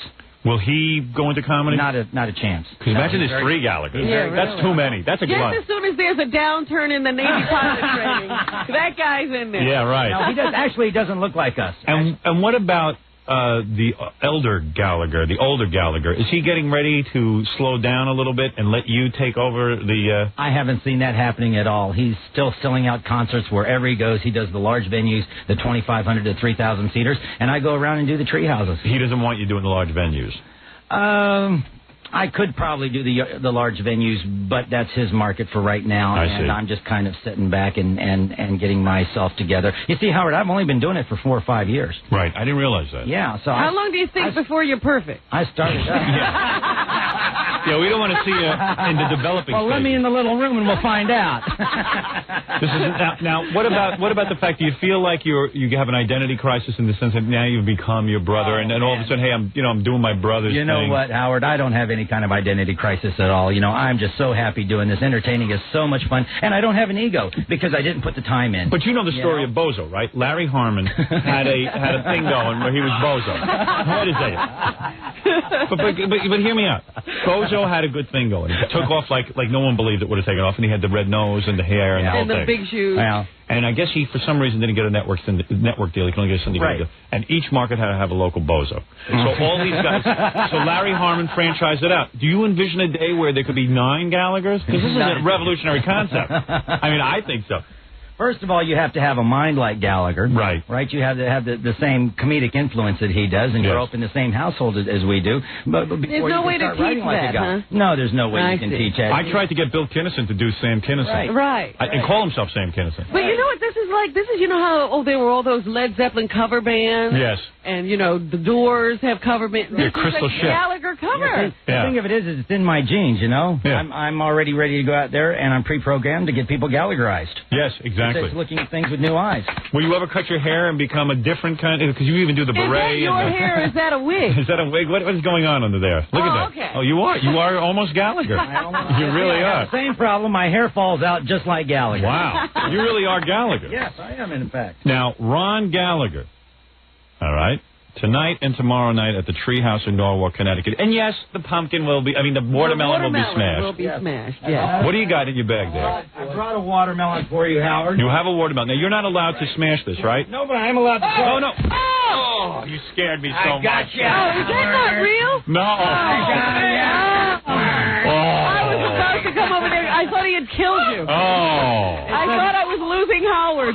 It's a Nerf watermelon, Howard. Ron just threw a Nerf watermelon at me. And I just said, oh, no, I got a lunatic on my hands. Here you go, Howard. No wonder his brother had to give him the act. I was going to come over and hurt him. I brought you a shirt. It says, I've been Gallagherized, and you now have. That's true. Thank you. And then we invented this. This is for all those guys who are wearing their hats backwards. Yes. Right? We think that's stupid. They can't get a date because the girls can see that even if they had protection, they'd wear it wrong. Right. Right? So this is a two-back cap. Look at that. You cannot put this hat on backwards. You cannot do it. That's a very nice perfect bicycle riding hat. That's a perfect hat for bicycling. A lot of props, Everybody gets a hat. Okay. Even Fred got a hat. And what else you got in there? this is a brake pedal on a car floor mat. You give this to your passenger so they leave you alone. Right. See? And then I invented this. This is so when you get drunk, it's a door stopper with a suction cup. You put it on your forehead. When you get drunk, you don't run into walls and doors and things. Excellent. See, I'm out there. I'm ready to. You're out there doing your own thing. Inventor, yeah, that's right. So I do have. There is a niche. There is a place for me in this world. Ron Gallagher is actually goofier than Gallagher, right? This is it. I didn't say it. It's unbelievable. Well, everyone go see Ron Gallagher. We cleared it up. Now all my questions are answered. Because Jackie said there were 3 Gallaghers. No, there's only 2 Gallaghers. So I was off by 1. Yeah. All right. And I see Jackie's picture every place I go. We play the same markets. Yes. Yep. Yeah, Jackie has an older brother. You know, can you wait a minute. Joke Man, the sequel. The only problem was Jackie's older brother was adopted. He's Korean. And Jackie didn't look anything like him. No. You know what the problem is? Jackie is the franchise, and Jackie, too, has no place to play. That's it. That's very funny. There's nowhere lower to go. Should have told that on Conan. So what would happen if you smashed a watermelon right here on television? Because we do tape of television. You would be out of the business? I mean, oh, no, not Gallagher really. would do what? Would he call you? Oh, he'd probably say, what are you doing smashing the watermelon, because that's my gig. But I'd love to be in on that conversation. Yeah. You know what I'd love to do? We should buy a watermelon right now. You smash it and you call up Gallagher. You call him up in a panic, right? And you go, listen, man. I got carried away. I got nuts. I was on the Howard Stern show. I really wanted to do something great. Howard I smashed. Can I blame you, Howard? Yeah. Because he knows you, right? Yeah. And he can. And then you go. He can relate. I really feel bad, man. I smashed a watermelon on the show. But then Gallagher will sue Gallagher too. It'd be great. It'll be a whole big lawsuit. Big family now that I've done it, I'm free. Yeah. Now I can do it anywhere. Now I'm waiting for phone calls. You can do that. Go ahead, sue me. It'll be in the Inquirer. I'll be famous. That's like an interview with a vampire. He breaks the vampire rules by writing a book. Right. That's right. You would break the rules. I could break the rules. Break the Gallagher rules. The Gallagher rules. The Gallagher rules. My brother, there is one thing I must ask of you. Never smash a watermelon on television. That's right. If you don't do that, I will always allow you to be Gallagher. Are there Gallagher girls? Oh, yeah. Did you ever sleep with any of your brother's girls? Did I ever sleep with anyone? No. You know what I mean. No, but there are other Gallaghers. My brother has a little boy named Barney. No, I don't mean that. I mean, like, he probably gets chicks, and then you could kind of, like, slip in, and they'll think... You never did that? Of course they've done that. I don't need to do that. I walk down the street looking like Gallagher and get my own checks. That's right. There you go. They look like him. Anyway, go see Ron Gallagher tonight and tomorrow night at the Treehouse in Norwalk, Connecticut. And he will entertain you with 70% of his own material, but 30%. Of the Gallagher. The Gallagher stuff you know and love and want to see anyway. Thanks for coming on. Thank you, Howard. That's Ron Gallagher. Okay, bye now. You're listening to the king of all media. Okay. Thank you. Hey, let me remind everyone who are fans of the E! Show, if you're lucky enough to get the E! channel. And you are lucky if you do. You sure are. You have a greater chance of being hit by lightning than getting the E! channel. But tonight, we've got a great show for you. It's Vinny Mascio on fire. Vinny Mascio was in here. Don't miss this wild Friday night show as the E! cameras bring you exclusive footage from Vinny's fire act. I've seen the footage. Vinny will actually light his genitals on fire. He will do the exploding donut in the buttocks, plus the infamous fish out of water and, whatever, light his head on fire. And he leaves the fire on way too long. I wonder if Vinny is going to franchise his act. Yeah. There's a lot of guys who want to do that. Vinny, too. Yeah. I was watching the news last night, and they were commenting on the O.J. trial that, of course, it is O.J.'s blood. And, of course, it is Nicole's blood on his socks, and it's obvious that O.J. was the guy on the scene when all these murders happened. These two murders, when these two people were cut down. And it is obvious to anybody that O.J. is guilty. But, of course, there's still some suspense because the jury could be whacked out. They could vote along racial lines and somehow set this man free. But I was wondering, we haven't done this in so long that maybe today we should do it. Maybe we should send somebody out with a microphone to interview black people. What did I hear somebody say? You know, I heard some experts talking about this yesterday, and they said, you know, still overwhelmingly blacks think that O.J. is innocent. And then they said, yes, they are, you know, they do feel that DNA evidence is strong, but in the case of O.J., they somehow discount it. Right.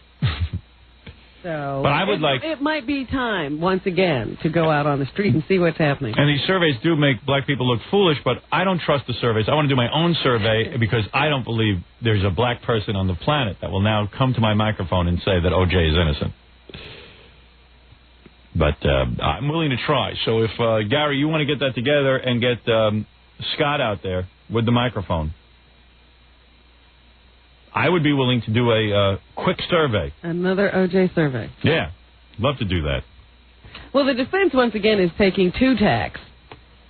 They are either saying that the blood evidence is contaminated and so poorly collected that it cannot be valid, or that somebody planted O.J.'s blood there. Right. Which are two diametrically opposed arguments. Right. You got to go with one or the other. I would say, of course it's O.J.'s blood, but the police planted it. Unfortunately, and of course it was a big police conspiracy. Of course there's no motive for them doing this. And if you were going to do it, wouldn't you do a better job? Yeah. Oh, you could really make it look bad. See, this is my problem, that they didn't do a convincing job. You know, it's only little bits of blood. So O.J. was basically cleaning up everything, but he didn't get it all. Ah, but that's part of the conspiracy. Make it look bad. Oh, see? I see. Ah. Well, there it is. Set him free. And O.J. still has that same stupid look on his face in the courtroom, you know, of one of indignation, like, you know, what the... What? And did you see that picture in the paper today of O.J. stretching? Yeah. Doesn't it look ominous? Yeah, well, he should be nude, bent over a chair with a prisoner standing right behind him, another prisoner. Yeah, what a nutty scene. Anyway, that's what's going on. New York, you're on the air. Hey, what's up, Howard? I just wanted to ask you about how did that chick Savannah die? She died. I was having sex with her, and I'm so large, I actually cut off the blood to her brain. She died of ecstasy. Yeah. No, seriously, I heard she got into like a car accident. No, what happened is she got into a minor car accident, and she was such a sick woman that she felt that her nose had been banged up in the accident, which would have meant that, you know, in a couple of weeks the swelling would have gone down. But she looked at herself in the mirror and said, "Oh my God, my career is over. I look ugly," and tried to, and then of course killed herself. Wow. All right, thanks a lot, man. All right. Yeah, Jackie, you suck, man. Thanks. All right, bye-bye. His opinion. Just one opinion, Jackie Jones. Yeah, Jack. I'm sure other people don't feel that way. What did he say? Jackie, you suck. What a nice call. Washington, you're on the air. Howard. Yeah. Hey, did you hear about the Shapiro going to that boxing match? Yes, and he got booed. Yeah, did you hear that? Of course. Yeah, he got booed and they started chanting guilty and everything else. Of course, who would sit there and worship these guys? You know, when the O.J. trial started, people were rushing to these guys like they were rock stars. Yeah. Well, it's still happening with Cato. Yeah, and let me tell you something. Larry King invites Cato to his wedding. That shows real stability. And then President Clinton does his 10th anniversary show. Yeah. What's that all about? That's Cato is nothing. He's nothing. In fact, I believe he was less than truthful on the stand. Did you also see that they said Robert Kardashian has now told everyone what happened to the garment bag O.J. gave him? Oh, what happened? He kept it for something like 2 weeks until O.J.'s assistant retrieved it, but he never looked in it. Yeah, let me tell you something. And this I fault the Los Angeles Police Department. I cannot believe this guy Kardashian walked out of O.J.'s house in front of the entire police who were there, walked out with a garment bag, and the police let him walk out with it. That, if anything, there was a conspiracy there to let O.J. off. Yeah, that's absurd. I mean, what is in that garment bag? Yeah, and when somebody said today, if, you know, 2 people were killed and, you know, the guy's garment, whose garment bag you have was a suspect, you would think that you would be compelled to look at it. Especially Kardashian's a lawyer and knows the, you know... the implications of holding such evidence. I don't get guys like Kardashian. Like, I mean, I know he's, like, devoted to O.J. When O.J. was, like, a free man and none of this was involved, I mean, it's kind of cool to hang around with O.J. because it gives you a bit of celebrity and stuff. It gets you into the limelight. I got a lot of people. I got Fred in my life. He hangs around with me because I'm famous. But I'm saying, at some point, wouldn't you get disgusted with yourself and say, you know, it really looks like O.J. has murdered these 2 innocent people? Yeah. Geez, I don't really want to sit here on television next to O.J. anymore. I think I've had it. Time to draw the line. Yeah, time to draw the line and say, you know what, I got to tell you something. I've formed some of my own conclusions now as an intelligent human being. And do you think he could be so mesmerized by the power of O.J. that he can't see that? All he knows is he's on TV every day. He's O.J.'s pal. And I'm sure in his own community, rather than being scorned, he's a hero. Yes. Oh, you know where Robert Kardashian lives? Right over there. Oh, yeah. I'm going to have Robert Kardashian at my party. Yeah, Robert Kardashian's going to be there. I mean, you know, that kind of crap. We were all such sycophants and idiots and worshippers of so-called celebrity. Have you heard anything more about Kardashian, whether he's going to have to appear or not? No, he quickly renewed his legal license. But I think he is going to have to testify. Is he? There's some kind of law that says if you're a lawyer, you don't have to do anything. Yeah, those lawyers make the laws, and they made laws. I think these lawyers protect themselves. It's beautiful. As they go along, they make up the rules. They figure out where they're vulnerable, and then they make a law about it. You bet. Garment bag. I mean, Listen. Come on. It doesn't matter what he does. He should be called. Yeah, I'm with you. That's ridiculous. But he says he don't know anything about it. Yeah. All right, very good. Listen, what do I know? I don't know, but look, who cares about a garment bag? O.J. is as guilty as sin. Yeah, doesn't really matter anyway. Right. And Cato, somebody who knows Cato said something about they knew he'd make it or something. Well, yeah, I was watching a TV show, and it was like a hard copy kind of show. I don't know exactly what it could have been, current affair. And I'm watching the show, and they went to Cato's hometown. And there was some old bag on there, and she goes, I got to tell you, I knew Cato growing up, and all of us kind of knew in the back of our minds that old Cato was going to make it one day. Yeah. And we're so proud of him. I was like, what? Make it to what? Yeah. But I understand he was at the Kentucky Derby? He was signing autographs. He was like a rock star walking in there. And not only that, I see that some magazine has decided to do a feature of Cato's favorite movies, and so it'll be a pictorial with Cato and a bunch of girls reenacting these films. That's what he needs, more girls. Yeah, I don't get the whole attraction to him because he's a cute guy. He's a cute guy, and you know how women are. Yeah. They don't see guys with personality like us. They look at a guy like that, right away they think he's terrific. Look, there were women who got hot for John Gotti while he was standing. That's right. Aisle, so. Yeah, and he wasn't exactly pumping iron. You can't always trust women. You can't trust women. Women don't see that guys like us are the ones who should be worshipped. You're the good guy. Not great-looking guys, but like really cool guys with personality. Right. Who, if they're just given half a chance in life, they could prove to them. That's right. Women should be flocking to you, sir, on the phone. That's right. Or not me, Cato. Howard Stern. They just don't know that yet. They should be with me, Howard Stern. I don't know, man. Women never flock to me. I know a guy. He's a real good-looking guy. Really super good-looking guy. Who is this? I don't want to say who he is, because I know he's not even. He doesn't have such a great personality, but he's a really super good-looking guy. Dan Foreman. No. Shut up, Fred. Sorry. You're not even funny. All right. I thought it was a super good-looking guy goes to Central Park. He lays down on a blanket to sun himself. He had a pair of shorts on and took his shirt off. Yeah. He's telling me the other day a girl comes running up to him, just says, "You've got a great body. I've been watching you for 20 minutes." She lifts her shirt up and exposes her breast to him in Central Park, and she starts rubbing his stomach. Come on, tell us who it is. Wait a Ralph? No, not Ralph. It ain't Ralph. No, it's Ralph. No one's going to rub that stomach. You might get rabies.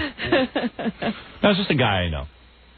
And I said, how good looking he is. He's really good looking. He's extremely good looking. Not Tom. And he's a nice guy and everything. He's a friend of mine. I wouldn't be friends with him if I didn't like him, but... He's got a personality then. Yeah, but it's not great. Okay? It doesn't compare to yours. Right. Exactly. That's my point. And no girls are running up and rubbing my belly. Yeah. Thank you. And he doesn't have a radio show. He doesn't need one. Thank you. I even said to him, imagine if you were famous on top of this. You go, yeah, I don't know what to do. Thanks. And by the way, he didn't even go off with the girl. He said she was a real hot piece of ass. He just says, hey, she made me nervous. Now, any other guy would have run off with her. Yeah. But he's like, hey, I get so much anyway. So much. He doesn't have to run off with he was like, hey, I'm not going to go off with a kook. Yeah, I was watching on the Disney Channel this past week. They had this George Michael concert. Yeah. And he's running around in a stupid suit with that, half-shaved beard. Yeah. And women are screaming. Yeah. And, just fainting in the audience. Good. So, you know what he was up to. Bitches. They don't want great guys like me. Guys with personality. We talked to him. He had no personality. Right. Thank you. Personality doesn't count for much. Doesn't cut it. No, you got to be good looking. Everybody's with the looks. Yeah, look good. Like I can't have a big schnoz anymore. This guy in the phone, meanwhile, can't even put a sentence together. All right, dude. Thanks, man. Bye-bye. Later. Hey, is that microphone set up? Let me go see what's going on with the microphone because I want to talk to some black people. Great. Never mind all these whiteys. We'll take a break. We'll be back right after these words. You're listening to The Howard Stern Show. 97.1 The Eagle. 8:21 at The Eagle. This is Brad Baxter. Eagle weather, a wind advisory is in effect for today. Mostly cloudy skies. Slight chance of rain on through tonight. High today 82, low tonight 70. Right now 63 degrees in Fort Worth. It's 64 in Dallas. Checking traffic for the Comedy Defensive Driving School in Dallas. Couple of accidents. One Jackson at St. Paul. Another westbound Northwest Highway at Jupiter right near Big Billy Barrett. Also, the Sylvan Viaduct remains closed this morning because of high water. A signal malfunction. Northwest Highway at Loop 12, Walton Walker. In Carrollton, an accident. Southbound I-35 Stemmons prior to Trinity Mills. The left lane is blocked. Traffic slow from Vista Ridge Mall. In Richardson, an accident. Northbound 75 Central. Around Beltline. This one's been moved to the median, but the left lane is blocked. Traffic slow from Deer Spring Valley. And an overturned school bus, FM 2862. This is between Anna and Westminster. Only about 20 or 30 kids were on the school bus, and 10 of them were hurt, but not too bad. So you might want to try and stay away from that area. That's traffic. I'm Brad Baxter on 97.1 The Eagle. Safety guy here, trying to make the streets of Dallas-Fort Worth safe. So my buddies at Comedy Defensive Driving School are bringing you a $25 Memorial Day special. Hey, get out of the street, wet you live. You, sir, need to call 8 Comedy. Wow, I really love your hot tub. Thanks. How about some more wine? Sure. Cheers. You have the coolest garage. You've never seen a garage like this. Details soon on 97.1 The Eagle. Tonight on Fox. Catch the thrilling season finale of VR5. Sydney, I have new orders. What? To kill you. If you haven't seen it, this is the one episode you can't miss. Then, on the X-Files. 87 people have disappeared near here. The citizens of a small town are mysteriously vanishing. It may have been the work of some kind of a cult. And FBI agents Scully and Mulder will discover a horrifying secret. I think that the good people of Dudley have been eating more than just chicken. You think these people were eaten? Where murder is only the beginning. Scully! Don't miss The X-Files after the season finale of VR5. It's a night of brand new episodes tonight on Fox. All starting right after The Simpsons at 6:30 on KDAF, Fox 33. And now, here's TWA travel tip number 457, Authentic Cuisine. If you have an appetite for fine food, Trans World Airlines would like to remind you that we can take you to some of the finest, most authentic eateries in the entire world. I mean, why go to that neighborhood Italian place when on TWA you can fly to Rome and experience the real thing? Or maybe you'd prefer French. I'm told that Paris does have one or two restaurants that are more than adequate. Then there's Barcelona, Frankfurt, Cairo. TWA flies to a dozen cities in Europe and the Middle East, each with a completely different culture and different cuisine. Of course, you don't have to fly to Europe to get a good meal. There's Texas barbecue, Boston clam chowder, Kansas City steak. The list goes on, just like the list of cities that TWA services. Over 80 destinations worldwide, from Houston to Honolulu, San Francisco to San Juan. So, next time you're hungry to get out of town, call your travel agent or the employee owners of Trans World Airlines. Hey, we're up to something good. Example, Mirage Coupe, 29 monthly payments of $159 at 5.6 APR, final payment $56.73, plus license registration taxes and primary lender's approval. MSRP $10,314, prices may vary. 2.9 limited term financing for 24 months. This summer will be like no other. Summer of Thunder. 3000 GT, Eclipse, and Mirage from Mitsubishi. Summer of Thunder.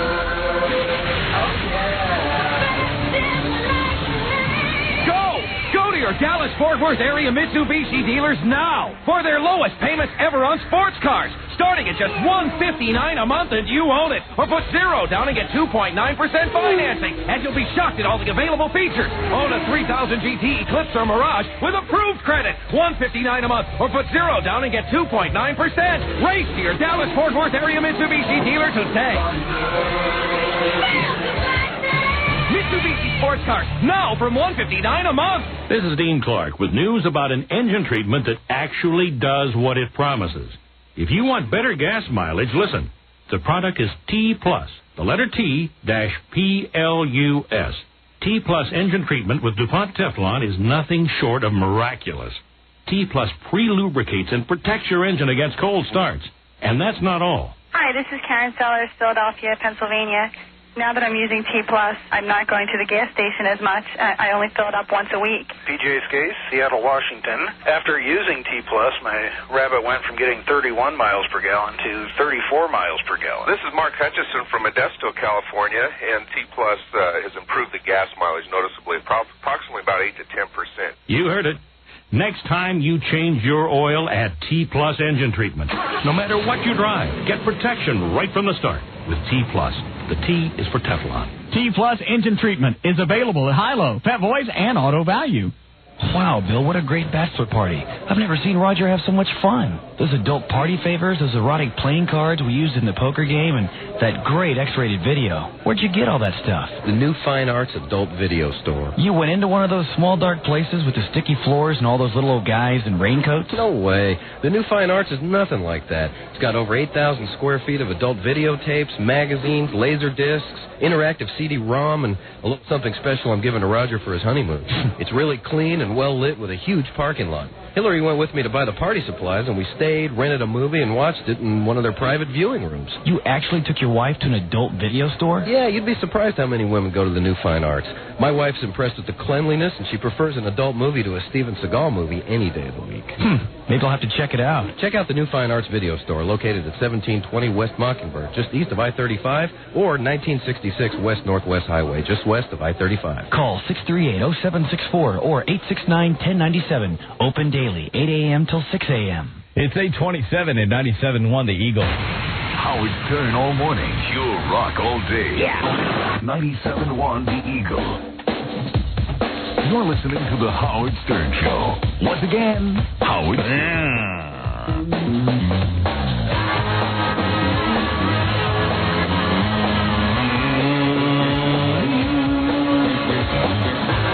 All right. So I sent Steve Geraldo down onto the street. Everyone knows Gorilla, my personal Gunga Din. Let me see if I can make this work. Hello? Steve? Yeah. Gorilla? Yo. What's going on? You see black people? I got one right here. Is it a black person who doesn't listen to the show? Are you a fan of the show, sir? What station? Howard Stern Show. Nah, not really. Oh, good. I want an independent person. He has a nice gold tooth with a diamond in it. Okay, let me talk to him. Yeah. Hi, how are you, sir? All right, how you doing? Let me ask you, have you been following the O.J. Simpson case at all? Yeah, a little. Okay. How do you feel the verdict is going at this point? I think it's going, he's going to lose it. You do? What do you think personally? You think he's innocent or guilty? Personally, from what I saw the other day, I think he's guilty. Oh, you do? Yeah. So is the DNA evidence now convincing you? Now, let me ask you this. I know that a lot of black people have been saying that they felt O.J. was innocent no matter what. Mm-hmm. Did you originally feel that way? Yeah, I originally felt he was innocent. And this has turned your head a bit? Yeah. I see. Do you feel the police set this up? No. You don't? No. Yeah, why would they set it up? No, they didn't set it up. Yeah, right. What is their motive in this? There wouldn't be any motive, right? No. And you are an African American? Yes.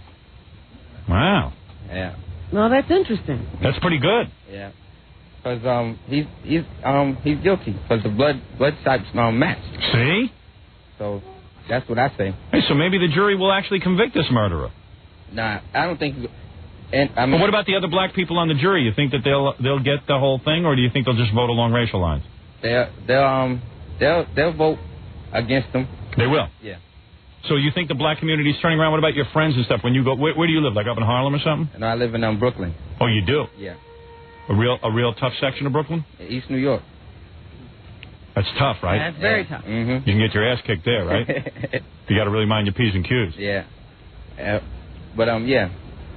He's going to get convicted. He is? Yeah. All right. Thank you. All right. No, there's a brother making some sense. See, Robin? Hang out with you. Robin said all black people are going to vote along racial lines. You behave yourself. Really? And quote me correctly. I don't remember what you said. How can I quote you correctly? Hi. Gorilla, what's going on down there? Yeah, we're looking for more black people. Looking for more black people. We're looking for more black people. Sorry, take your time. There's nobody here. I can't believe it. Take it easy. Nobody here. All right. How could there not be any black people on the streets of New York? I have no idea. I walk out on the street, I can't find any white people. Someone's coming across the street now. Right. Excuse me, sir. Excuse me. You know, don't get anyone who's like listening to the show. Can we interview you for the radio? Could we interview? Can we enter you? No? You asked him if you could enter him for the radio. Interview. People will do anything to get on radio, but I don't think they want to be entered. Can we enter you for the radio? Can we enter you? Can we enter you? For the radio? For the radio. I don't see a damn person here. I don't see one damn movie in this room. Just keep looking. Don't get nervous. I'm looking. They're probably all heisting radios at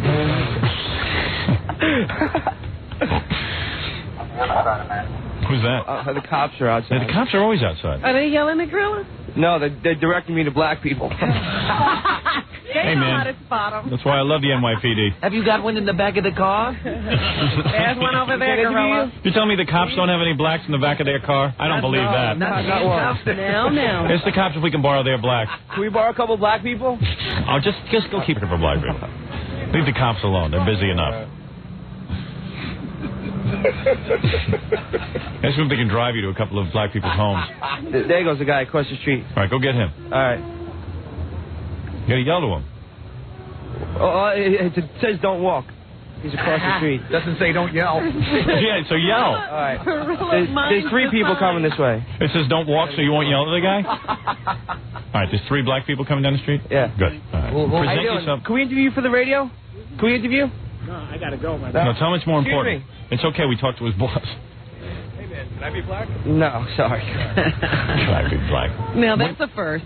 When black people pass you by, yeah, you just gotta say, no, this is much more important. Because they'll listen to that. What are you trying to say? He's a white guy, and maybe he's an authority. Oh, I see. But I just heard a white guy asking if he could be black. That's very rare. Unusual. Yeah. See, we're turning it around. People are jealous of blacks for the first time. Kingfish just came out. Excuse me. I would like to say the OJ is innocent. That was Ralph being stupid. All right. Any other black people? Gambling Dan's chasing somebody down now. Yeah, how come when I send Stuttering John out, he finds tons of black people? You're not good at this, Gorilla. I thought it'd be funny for once to have Gorilla down there because he panics when there's no... Can we interview you? Oh. Can we interview you for the radio? All right, we got somebody. Okay, good. How you doing? I'm fine. This is Howard Stern. This is Eric. Hi, Eric. Hi. How are you? Finding yourself? Very good. You are African American? Yes, I am. Excellent. Now, let me ask you this. Have you been following the OJ trial? Yes, I have. All right. Based on what you've seen so far, innocent or guilty? Well, right now, apparently to me, he's still innocent because they haven't proved him any guilty. They have all these circumstantial evidence, but nothing is solidly based. I see. Now, let me ask you this. When you see DNA evidence, they say, look, this is OJ's blood at the scene. And then you see that it's Nicole's blood on his socks. Mm-hmm. Listen, not every crime can they have a video camera at where it says conclusively that it's him. But wouldn't you think it's peculiar that O.J. Simpson's blood is at the scene of this crime and that Nicole's blood is on the socks? Yes. Wouldn't you think that could be the murderer? I would think he probably played a part in the murder. I see. I wouldn't actually say he is the murderer. Oh, I see. Why would O.J. be bleeding at the scene? Why would they also find someone else's blood at the scene? What other blood? They found Ron's blood? They found Ron's blood. Nicole's blood. And OJ's blood. And someone else's blood. When did they do that? When did that happen? Well, apparently I heard it on the radio as well as the TV that they found some other person's blood that was not either one of the victims. Well, not Ron's, not Nicole's, or OJ's. So well, since we don't have this other person's blood, and we have OJ's blood, and we know who OJ is, shouldn't we find him guilty of the crime? Well, you should suspect him as being guilty. He has to be found guilty. He's already suspected. Yeah, don't worry, he's a suspect. He's on trial. He hasn't been actually be found guilty by the jury so far. No, they haven't. But if you were sitting on the jury, based on what you've seen so far, would you be inclined to vote guilty or not guilty? Well, the evidence so far points to him as being guilty. I see. So you would have to vote guilty at this time. I won't vote guilty until I heard everything. I mean, No. We're saying at this time. Yeah, at this time, what would you vote? At this time? Yeah. Perhaps with the evidence, I will vote guilty. You would? Yeah. Super. Perhaps, but he's not sure. I don't see how you could not. I cannot be sure. Unless you could say, listen, what do you think? The cops framed him? Well, why would they frame OJ? I mean, if they're going to frame somebody, they frame him good. Yeah, frame him good. They could do a better job than this. You think so? Of course. How will... Because they could have gotten more blood from him and we could have found it all over the place. Well, you know, they also could have planned it. Why would they listen? Why wouldn't they plant a lot of blood? And why would they It doesn't take a lot of blood to frame someone. Why would you frame OJ, though? But if you're going to frame, you do it convincingly, don't you see? Such as what? And you're telling me blood on his sock? And you think all the cops are in on this? Not all the cops. It only takes about 1 or 2 cops. Really? If there's a head cop who's heading the investigation, all you need is your buddy to help you out, and boom, you have... But we have no evidence of that. I'm saying based on the evidence, we have no evidence of that. Based on the evidence, we have to assume that it was OJ. And plus, he was nowhere to be found during this. No alibi. No alibi. I mean, he murdered 2 people. Let's just say, suppose there was a crime committed, and somehow they suspected me of doing it. Go ahead. I was off doing something. I have no alibi. Say I went to the movies by myself. Go ahead. I have no alibi. Well, you do. You have the stub from the movie. I suppose I don't have that stuff. All right, but people saw you go into the movie. Maybe somebody saw your butt. Not everyone's going to come up and be on your side and root for you. But wait a second. Look at the evidence. Minute. How did your blood get to the crime scene? Is your blood at the crime scene? No. Are you bleeding? No. No. You got the guy bleeding at the crime scene. You don't have any marks on your body. And you don't have any scratches, and you're not bleeding. I mean, if we don't convict OJ, then nobody's guilty. I mean, you can't get any more. This is the most compelling evidence. Why on the day that his wife was murdered was OJ bleeding? Why on that particular day? I have no answer to that question. Why did we convict Charles Manson? All he claimed he was doing was living in the desert. With people. He didn't go over to those people's house and kill them. Well, I didn't follow the Charles Manson murder trial. Right. I mean, but you got to assume that. All right. But anyway, you're saying you might vote guilty at this point. All right. That's good because probably in the beginning you were saying no way he's guilty. I was saying that he's not guilty until he's found guilty. Right. Of course we know that. He's still innocent. Of course. We all understand that. But I'm just wondering how you would vote. Oh. All right. We got other people, Howard. All right, thank you, sir. All right. Boy, he came kicking and dragging and screaming. Yeah, you got to argue with that come guy. on the corner. How you doing? I'm doing fine, Steve. That's good. How are you, sir? Hold on. All right. That's Howard on the headphones. How you doing, sir? Okay, fine. African American? American. American? Yeah. Not African American? What are you? I'm black. Are you a black man? Yeah. Born in this country? Yeah. Okay, good. That's what I'm looking for. Okay. Let me ask you something. OJ trial. So far, based on what you've seen, is he innocent or guilty? I think he's innocent. You really do? Yeah. How do you think he's innocent if his blood was all over the place? They say it's an exact match. Nah, I doubt it. Really? It might could be a setup. You think it's a setup? Yeah. You think the cops framed him? Yeah, maybe. Why do you think the cops framed OJ? I mean, he kisses the ass of the white man. Yeah, why not go after one of these guys who's angry? I don't know. Really? It's a setup. It looks like a setup. Yeah. How? I mean, tell us what about the situation makes it look like a setup to you? I can't really express it in details, but it's just like a setup. But you must have some feeling. I mean, some reason why. Okay, I really didn't, follow the whole process. The whole case. All the way through, Do you always think the cops set up every black guy? Nah, that's unusual. But you just think OJ got set up? Yeah. And why would the cops, do you think, set him up? I don't know. People is connected. Really? Yeah. Do all your buddies think he's innocent? I can't say. Come on, you guys talk. You brothers talk. I know the brothers talk. I can't say. Everybody got different opinions. Well, let me ask one question, because I think this is a good question again. Okay. Why was O.J. bleeding on the night that his wife was killed? You got an answer for that? No, I don't. I see. Okay. And why do you think his blood was there and Nicole's was at his house? Just like I said, it's a setup. Come on, let me ask you setup something. theory. But what? Can I ask you a question? The cops didn't put a lot of O.J.'s blood around. Let's say your mother, all right? I don't know if she's still alive. She's still alive? Yeah. Okay, yeah. let's say your mother was killed, which we hope never happens. All right? And they found some guy's blood there all over the place. Then they went to arrest him, and he was bleeding from his fingers. What would you think? Would you think he's guilty? Yes. Yeah, of course. Of course. All right. So it's just... Let's remove O.J.'s name and just say... Just stick it up for O.J. because he's a black guy, right? Nah, Tell the truth. Nah, Tell the truth. Come on. That's not the case. Oh, come on, man. That's not the case. You still think he was framed? Huh? Yeah. All right, let's say O.J.'s a white guy. All right, forget that he's a black guy. Okay. Blood all over the place. Blood all over the place. Yeah. Blood everywhere. His wife's blood on his socks. He has no alibi. He was clearly missing during that half hour. Innocent or guilty? Innocent. Oh, you're lying. Man. Come on. Now let me ask you another question. This guy's kidding me, man. Listen to this. Yeah. Now on the night that O.J.'s wife is killed, somehow he cuts his finger. Go ahead.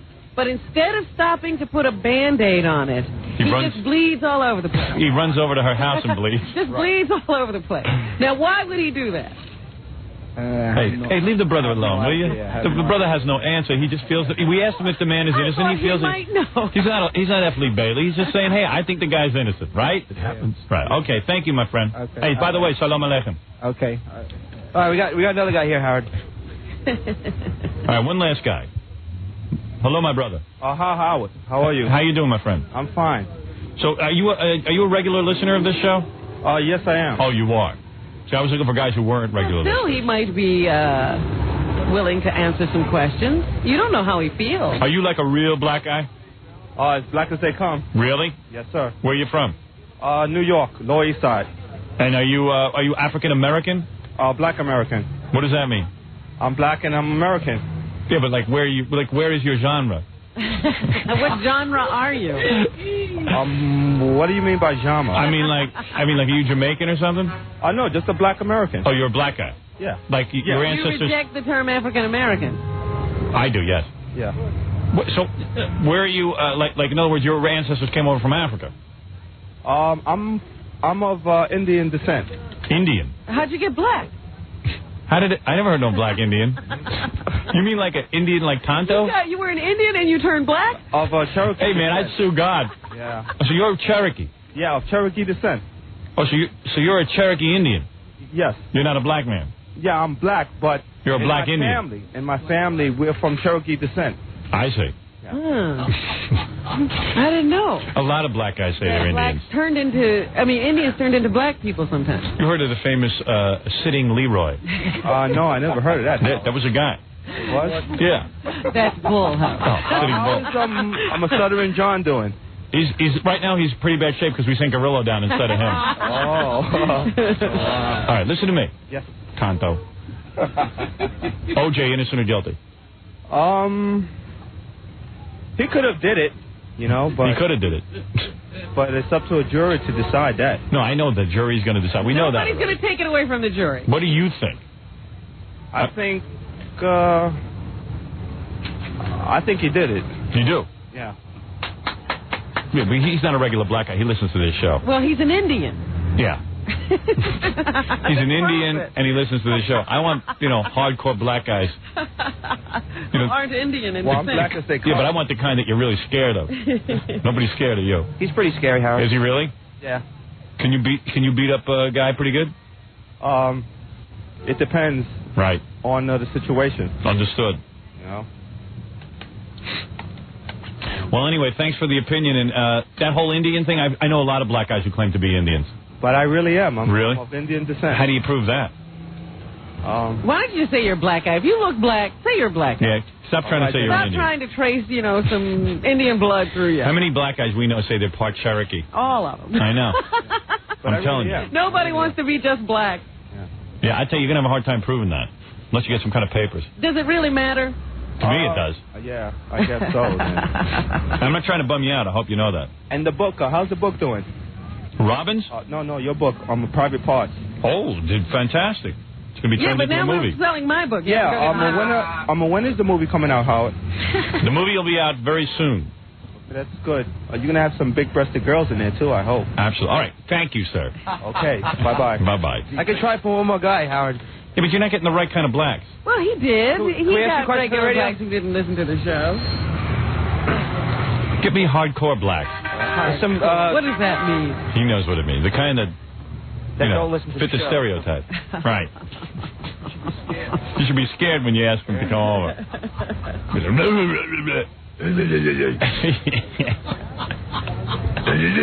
They're not in this part of the city. Really? Yeah, we should probably do this up in Harlem. Excuse me, sir. Can I ask you a question for the radio? We did this in Harlem. Forget Can I ask you a about question for the radio? Yeah.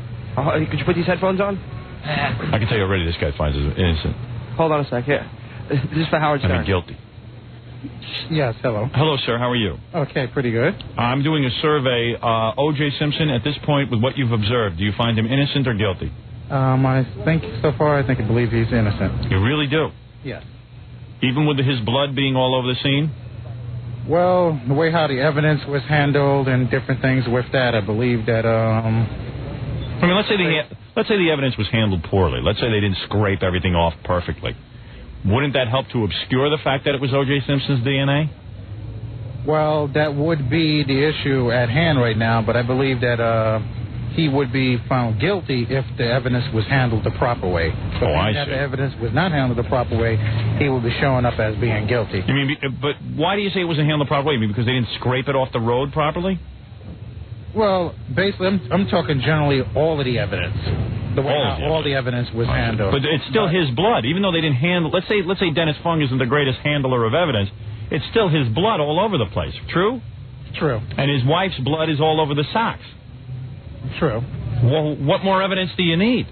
Unless you're telling me the cops framed O.J., which I don't see any evidence of that. Well, most likely, they would look at it in that way, saying that he would. I'm not saying that he's framed. What I'm saying is that being that of the judicial system, if they were doing what they were supposed to do right, we wouldn't be having these problems. Most criminals that they got the blood, but they got the blood. I mean, maybe they didn't pick it up with the right fork, but they got the blood and they analyzed it, and it's O.J.'s blood all over the steering wheel. He has no alibi. He certainly wasn't home when they. Everyone saw the limo driver saw his Bronco pull up. If it was so damaged that it wouldn't work, you would get no result as opposed to an O.J. result. Yeah, we got a positive ID of O.J.'s blood. I mean, yeah, we don't have a videotape of them cutting their throats, but very rarely do you have that. You have to ask yourself, why was O.J. bleeding on the night his wife was killed? Yeah, so I don't understand. How can you say he's innocent? Well, I'm not saying he's innocent technically, but by law, they would consider him most likely to be gearing toward being innocent because of that. You really think so? If you were on the jury, you would vote to be innocent? Because of a bad sample collection. Well, I would say probably because of maybe the way the evidence was presented and the way how they were doing their job. Well, if they were doing it the proper way... But the police aren't on trial. O.J. is, and they found O.J.'s blood all over the place. If they found his blood all over the place, then probably most likely... If I was following the case completely and thoroughly, right. But from what I've been getting from piece by piece of information when I've been hearing and looking at the news, so far he seems to be somewhat guilty, and then somewhat guilty he seems not to be guilty. So basically, I feel this. If they handle it right... You would vote to acquit O.J.? I probably would think about it. I probably would say yes. All right. Thank you, And sir. it doesn't bother you that he probably killed his wife? No, it does bother me. I don't think no one should kill anyone. Really? No. So you would let him walk, even though you know he killed his wife? Well, I was on a jury before with something with a man that raped a woman. Yeah. And we had to let him go because of the evidence that Really? the prosecutor presented. You mean you felt he was guilty, but you didn't like the way it was presented to you? No, it was the evidence, the way how they handled it. Well, they didn't have evidence, but this evidence is pretty overwhelming. I don't know about the rape trial that you were part of, but, I mean, this evidence is pretty overwhelming. Well, the evidence it's the way it's presented. I would suggest that there is no evidence in the world that would make you convict somebody. He keeps saying the way it's presented, but he hasn't seen it presented. No. I haven't totally seen it presented, but from what I've been reading and from what I've been seeing on television and how they've been saying it, it wasn't basically handled right. Okay. Thank you. You're welcome. Howard, do you want to speak to a black woman? Is she good? Yeah, she looks good. She's good. All right. Good. All right. She's good? Hold on a second. Hey. Thank you. Hello, ma'am. Hi. O.J. innocent or guilty? I'm a little mixed because I feel it's a higher thing going on, like a group of people who set him up. Well, let me ask you something. Although I do believe that he may have had it in him to do it. I'm mixed. I see that. Well, let me say something. You've seen absolutely no evidence that the police fixed this. The only thing they ever said was Mark Furman might have called somebody a nigger. Right. And they don't even know that he really did that. Right. That's almost no evidence that the police set this up. And yet... That's no evidence. We have overwhelming evidence that there's blood all over the place of O.J. O.J. has no alibi. Okay, wait. He used to beat his wife. How much more do you need? Okay, wait a minute. Yeah. But you do know that at sometimes people can be set up where as... Why would they set him up though? You have no proof of that. Right, exactly. Things can be hidden and people may not, I mean... But wait a second. Then you would have to say that there is nobody on the... Why would I suppose that? Because it just seems like nothing is on his side and everything is on her side. I'm not saying that he did it or he didn't. I'm just saying that... Well, there's nothing on his side because he did it. Okay. I mean, he has no alibi. Yeah, well, I just still feel... You're saying there's too much evidence against him? Yeah, too much because there's nothing. I never knew that was the problem. But you understand something. If you're going to say that somebody is set up, you got to have proof that he was set up. There is no proof that he was set up. And that means every trial we have to throw out because the cops could have set him up. True. We can't accept that as No, we can't, but we have to, I guess, it's going to be hung. That's the way I feel. Really? Yes. Well, because you think it's a black jury, right? No, I don't feel that way. But I noticed that a lot of black people find him innocent, even though there's overwhelming evidence, and they go, well, he was set up. Yeah, well, I'm not that person. That's why I said I'm mixed about it. You are mixed? Yes, I am. I said that in the beginning. I don't feel that he did or he didn't. I feel for her because she is not here. She was beat and everything else. Right. But I don't know, so I cannot, So you would have to vote, I don't know. I don't know. I don't want to... Well, then the jury would be hung. Yeah. That's how I feel. That's unbelievable that you don't know. I mean, this is the most overwhelming evidence I have ever seen in a case, short of a videotape. Are you expecting me to say that he's innocent because I am black? No, I'm expecting you to say that he's, yes, I am. Yes, you are.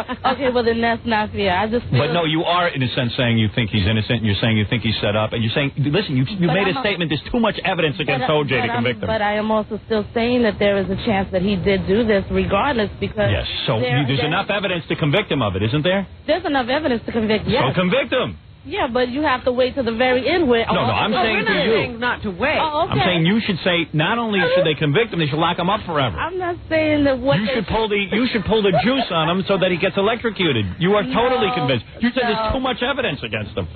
No. What? She said it could be a coincidence. They set him up, but he did do it. Oh. Thank you. Oh, that's what you're saying? Yes, I am. Oh, you're saying he did it, but they set him up to do it. I think that he was... To make it look like he did it. Yeah, right. But he did it. But he did it. No, that's a new one. I got to meet you. Convoluted conspiracy I never heard of. All right, listen, ma'am, I don't want to make you late for work or anything, so thank you for being part of my survey. No problem. All right. Bye. She's good. There's some other people here. No, I can't take it. I don't want to talk to any more black people. Okay. All right, thank you. Want me to get you lunch? Yeah, you come up here, I'll discuss lunch with you. Okay. All right, very good, Gorilla. Thank you. Thank you. That's Gunga Din, Gorilla. Amazing. He did it, but they framed him. I wish I could get that woman on there and tell her they just found her thumb in his pocket. I should have done that. And I would have said, now what do you think? And she would have gone, planted. I believe the thumb was planted. He did it, but it was planted. There's just too much evidence against him. There will be, that was the greatest. It seems like there wouldn't be that much evidence if he did it. There's nothing on his side. Well, yeah, that's called overwhelming evidence. I mean, it's unbelievable, the logic. much of her blood on his sock. All right, look, I don't want to talk about the O.J. case anymore. I don't want to talk about the judicial It system. always frightens you when you do this. Yeah, Why do you do it? I don't want to talk about the Constitution. I don't want to talk about, like, hey, the jury system still works and all that. I don't want to talk You about it. keep thinking now you have to leave the country, and then you examine the rest of the world, and there's no place to go. That's right. There's nothing better than this. All right, thank you. I'm going to take a break now, and I think we all need a break. Right after these words, we'll be back. You're listening to the Howard Stern Show. We're back for one of the final days of the Howard Stern Show. Can't wait. Tonight on the E! Show, Vinny Mascio is on fire. Don't miss this wild Friday night show as the E! cameras bring you exclusive footage never before seen of Vinny's fire act, including lighting his genitals on fire, the exploding donut in the buttocks, and the infamous fish out of water, which no one has ever seen. We've only seen it here at the radio station, and it is quite a sight. We went out and shot this act, and it's very embarrassing. It's really wild. I saw the act. It is amazing. I saw it, too. And I got to tell you something. If I was an act? If I was in the audience, I would have demanded my money back. It's not an act. It's real. Robert's right. He thinks he could just put himself out. Yeah, and he doesn't. Today, when he lights his head on fire, he can't get it out. See, I was going to jump right to news now, Robin, and be on schedule, but you handed me this article about anal eroticism and unusual rectal foreign bodies and their removal, and now I'm totally caught up in it. I'm totally obsessed. I'm sorry, I didn't mean to distract you. You know, I knew I liked that guy. Yeah, I'm gonna get to that article in a second, but I knew I liked that guy, Miller. What's his name? Reggie Miller. I knew I liked him. Here's the article. Another one of Miller's heroes is Howard Stern, the shock jock. Miller majored in communications at UCLA and would like to become a radio talk show host when he quits basketball. But right now, basketball takes up all his time. I like him. He makes the game interesting. He taunts the other team. He's bold. He's a showman. He's got good. balls. He's good. He's good. He's good. He's good. Fred, you're lazy today. You're not even getting to it. Well, it's Friday. Fred's already off on the weekend. Good. I don't have he's good. Fred's already... So you just played. She's good. I'll play it if you like. She's good. Yeah, great. That was funny. Sorry. All right, here it is. Here's an unusual... I always read these reports on the air. This is actually from a medical journal. It deals with foreign bodies in the colon and rectum. Okay, now in emergency departments, evidently, in the emergency room in hospitals, they have an unusual occurrence every couple of weeks. How come they don't do this episode on ER, that TV show? They should. Evidently, a guy always comes into the hospital, and it's the same thing. He always has something lodged in the rectum. But he never tells. He'll say, he always says, terrible pain. He always says it was administered in some bizarre way, never by himself. Even though they're always lying. But what I'm saying is they don't even come in and tell you where the problem is. They'll come in and say, I'm having a terrible abdominal pain. Right. They don't even tell you so that. So you now got to go rooting around looking for his abdominal pain. All right. All right.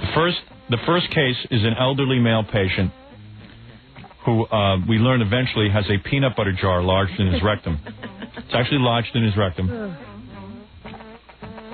A peanut butter jar. And I won't even tell you what the second one is. All right. So a 65-year-old guy goes into the emergency department of an outlying hospital complaining of lower abdominal pain. So they go, okay, something's wrong with his stomach. They examine him. Finally, they figure out a large empty glass jar is discovered in his rectum. The patient was transferred to the regional medical center for its extraction.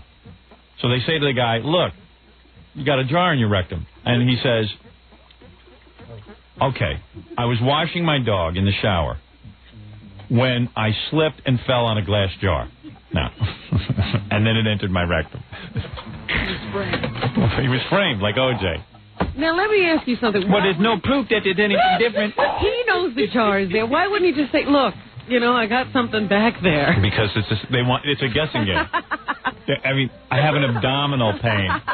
There's a peanut butter jar. Oh, man. And you have to wonder how long he stayed at home trying to fix this himself before finally coming in. So the doctors do a physical and radiologic examination, which shows an inverted glass jar, 8 centimeters in diameter, There's a peanut butter jar. Yeah. Located just beyond the anal sphincter.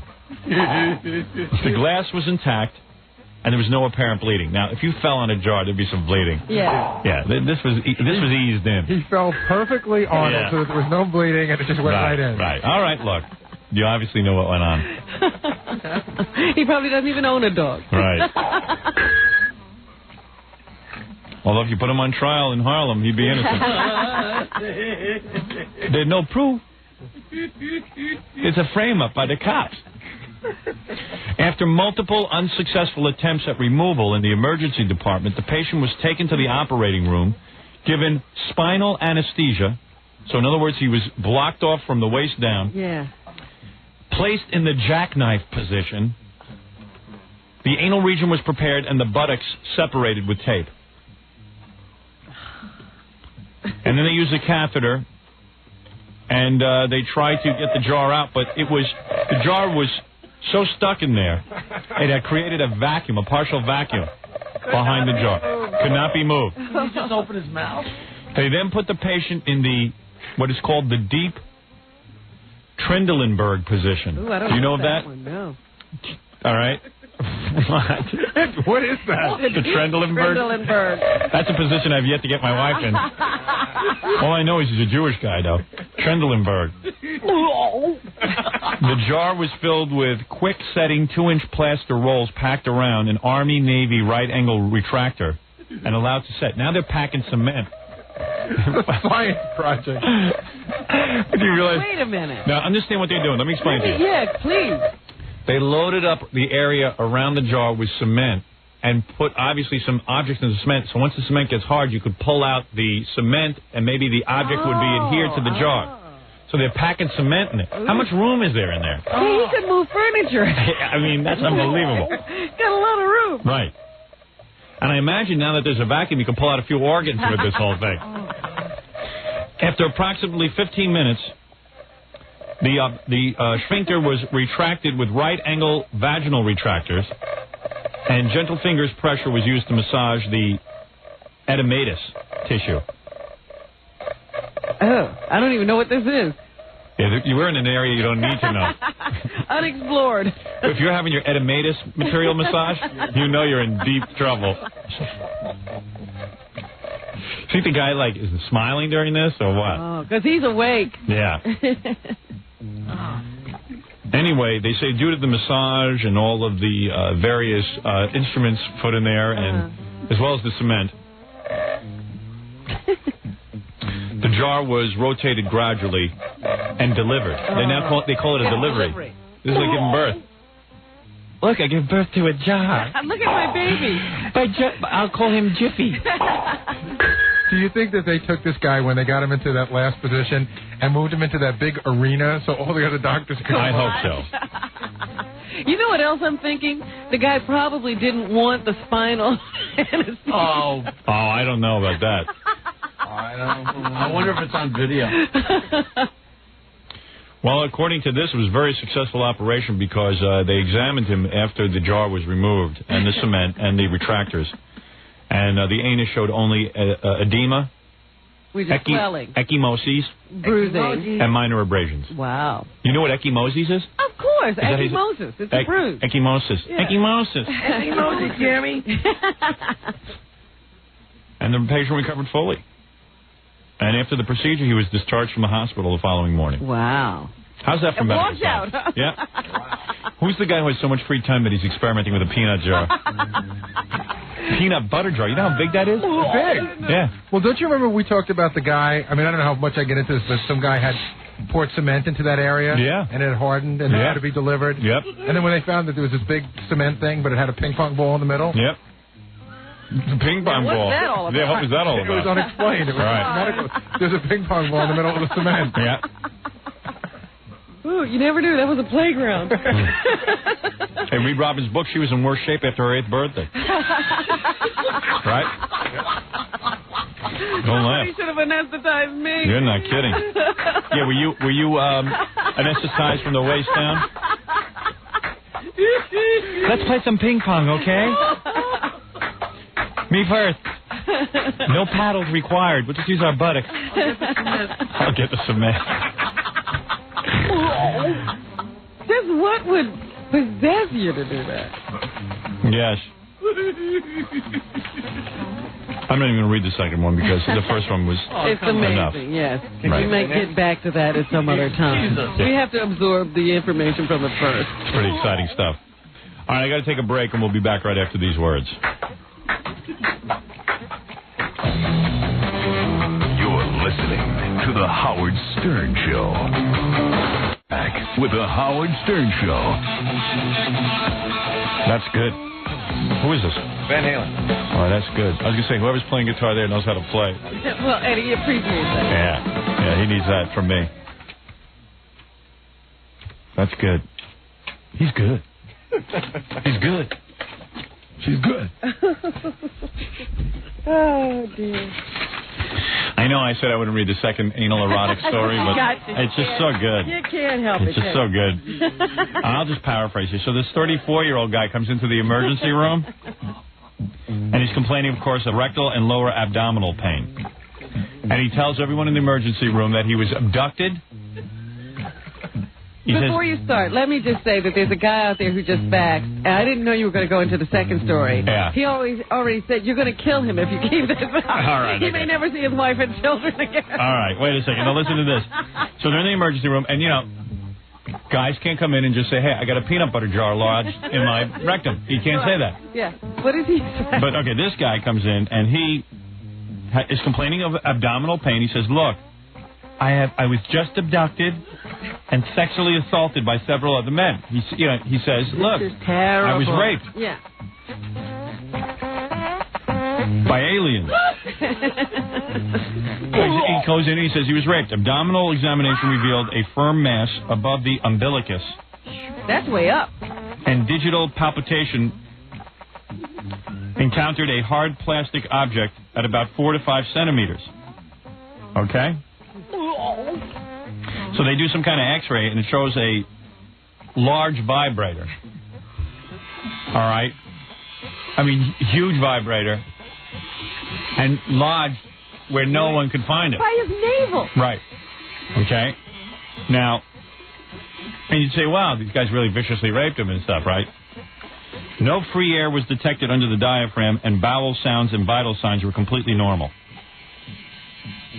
All right, so they start trying to take this vibrator out, and they can't get it out. It's unsuccessful every attempt. So they have to keep him overnight. They got to figure out a way to get this thing out of there. So it's still in there. Yeah, they keep him overnight. Next morning, they take him into the operating room, where they finally extract this plastic foreign body without complication, and the patient under spinal anesthesia, as in the last case. He was observed for 24 hours and discharged, but here's the great thing. Subsequent police investigation determined that no abduction had occurred and that the vibrator had most likely been self-administered. And it happened. It's like a bow and arrow. What? I think he was using a bow and arrow. I don't know. But those are great stories. And doctors must be like, every time a guy comes in and goes, listen, I was showering my dog. Who showers their dog? I was showering my dog, and there was a peanut butter jar. And I slipped. I slipped, I fell on top of it, and this thing got incredibly lodged. It would just be great if the guy came in and goes, look, I'm gay. I'm 65 years old. I'm the perfect vision of the lonely homosexual. The old homosexual. Nothing sadder than old homosexual. But you're right, because here the guy says he's washing his dog. So say he's telling the truth. Yeah. He gets in the tub, and then if you get in the tub, why are you naked while you're washing Why your is dog? a peanut butter jar in the tub? Who knows? And how do you perfectly sit on it by accident so that there's no abrasion? But the worst thing is, they know it's there. They're not going to help you out. No. I only have abdominal pain. I have tummy pain. I don't know what's wrong. I have tummy pain. Oh. By the way, if you find my toaster oven in there, I'll give you $100. Was the vibrator still on? I don't know. It's just weird. I'm glad I'm not gay. There's just too much involved.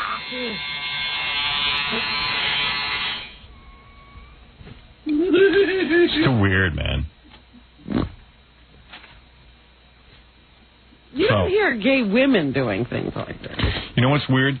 How many other times have these guys put stuff there. And retrieved it. Got it out. Like, how many times was the peanut butter, like, it should have been like, I've done this about 20 times in my life. Washed my dog and fell on top of the peanut butter jar. And I don't understand. I don't know why I went wrong this time. About the other way. Yeah. What did they try to get in there that they couldn't? Right. Keg of beer. I figure they're working their way up. Yeah, right. That the peanut butter jar seems reasonable because I already did the watermelon. Accepted, whatever. Do you think it's like drugs? Like every time you do something, it's not enough. You have to go to a higher drug? I think so. Yeah. A new high. Right. A new challenge. It's like the Olympics. Well, you ready to do some news? Because we could actually get out of here on time today. Absolutely, I am. I mean, not close to on time. The other day it came up that there were some weird things going on in China. People are now saying that prisoners are being executed early for their organs, and that if you need something like a kidney or a lung, you just go over to China, plop down something like $30,000, and they'll kill a prisoner and get it for you. I think it's great. I think finally a use for prisoners. They claim that all of these people are death row kind of prisoners, but who knows? Well, I say it's great. And then you said that they were eating fetuses over there, and I said, I've never heard of such a thing. Yeah, I wasn't kidding about that. I knew you thought I was kidding. And now I have an article that supports you.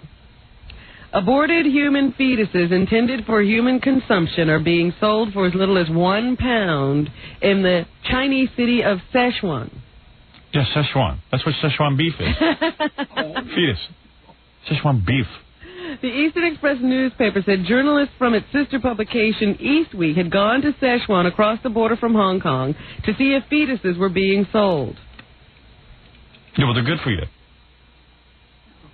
Sichuan Hospital carried out 7,000 terminations last year, including a number on Hong Kong women seeking cheap abortions. At the state-run Health Center for Women and Children, a female doctor was asked for a fetus. The next day, she handed the reporter a fist-sized glass bottle stuffed with a thumb-sized fetus. Okay. Or actually, it was a lot of thumb-sized fetuses. Right. Whole bottle of fetuses. Yeah, and what happened? The doctor was quoted as saying, "There are 10 fetuses here, all aborted this morning. You can take them." Fresh fetus. We're a state hospital and don't charge. Normally, we doctors take them home and eat them all free. If you don't look well, you take them. So it was like sort of a humanitarian thing. She would have taken them home for herself. But since the reporter didn't look so hot to her, she was giving him the 10 to take for himself. Boy, I wonder how you prepare that fetus. I will tell you. Oh, great. Thorough research. The newspaper said the fetuses were eaten as a soup. Oh, together with pork and ginger. Fetus soup. I don't eat pork. Well, you don't have to have the pork. I can just have fetus. Yeah. Maybe, what does it taste like? Chicken? I don't know. Oh, you eat chicken. You eat fetus. The doctor said the best fetuses were firstborn males from young women. Why are they the best? I don't know, but she did say they don't carry out abortions just to eat the fetuses. Right. But if the fetuses weren't eaten, they'd just be wasted. It's true. So why not put them together in a soup and eat them? Do they float like a wonton? Do you keep them whole or do you chop them up?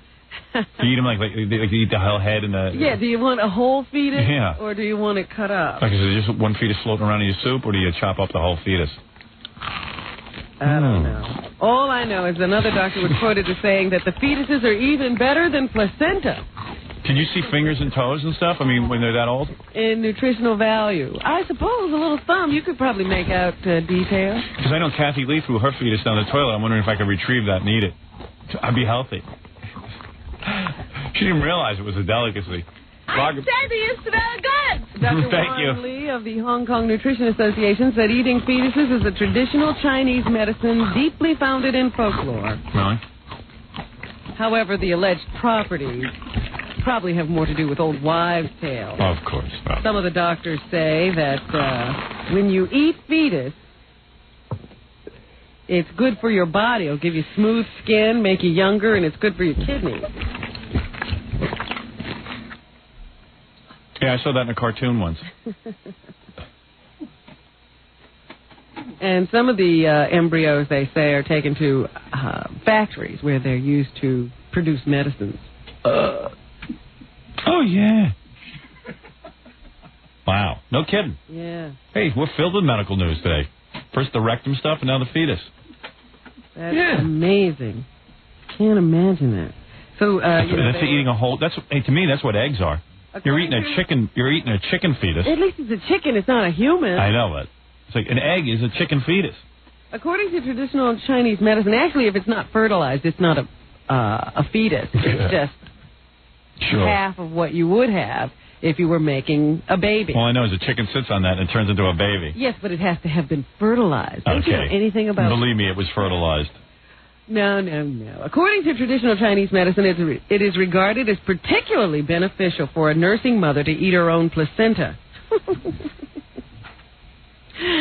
Because it's supposed to improve her milk. It also is usually drunk in the form of a soup. I would love to. Well, you got to be a real chooch to eat that. Oh, boy. Only a Mama Luke would eat that. In southern Florida, a woman who tips the scale at nearly 300 pounds is in jail, charged with crushing her boyfriend to death. All right. Authorities in West Palm Beach have arrested a woman named Viola Thompson and charged her with manslaughter and negligence. She allegedly crushed her boyfriend, Augustus Grant, to death by lying on top of him. In her first court appearance, she told the judge that she didn't mean to kill him, but authorities aren't buying the story. You know, I was reading in the paper today about a fat woman. She was so fat. How fat was she? She crushed her boyfriend. Police say they've been called to the house more than 60 times in the last 6 months, most recently when she struck her boyfriend in the head with a lamp. It happens. No, O.J. claims he was beaten, too. So they figure she must have just this time decided to crush him to death with her incredible heft. Hefty girl. Yeah. So we'll have to look for the outcome in that trial. We'll take a break and we'll do some more news for you when we get back. Good. Let's return to the Howard Stern Show.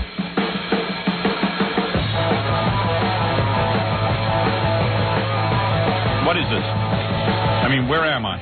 In the news. For a second, I thought it was 6 o'clock in the morning, and I bummed out. All right, go ahead, Robin. You were doing the news. Yes, Howard. Getting back to the situation in Oklahoma, we are still trying to piece together how and why that federal building was blown up in Oklahoma City. On ABC's Day One program this evening. Oh, they got it figured out? Expose a lot of new information. Guy was upset about Waco. I said yesterday on the air, I said, I watched the whole Waco thing. I didn't get upset. I mean, I'm always amazed that people get affected by this stuff. Well, do you realize that this Timothy McVeigh actually ran into 2 undercover detectives at a gun show?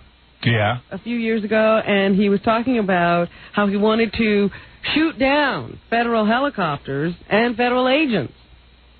But the police concluded that he hadn't done anything to break the law. Right. So they let him alone. Yeah, what are they going to do? We got laws, a guy goes around saying that stuff, you let him go. Yeah.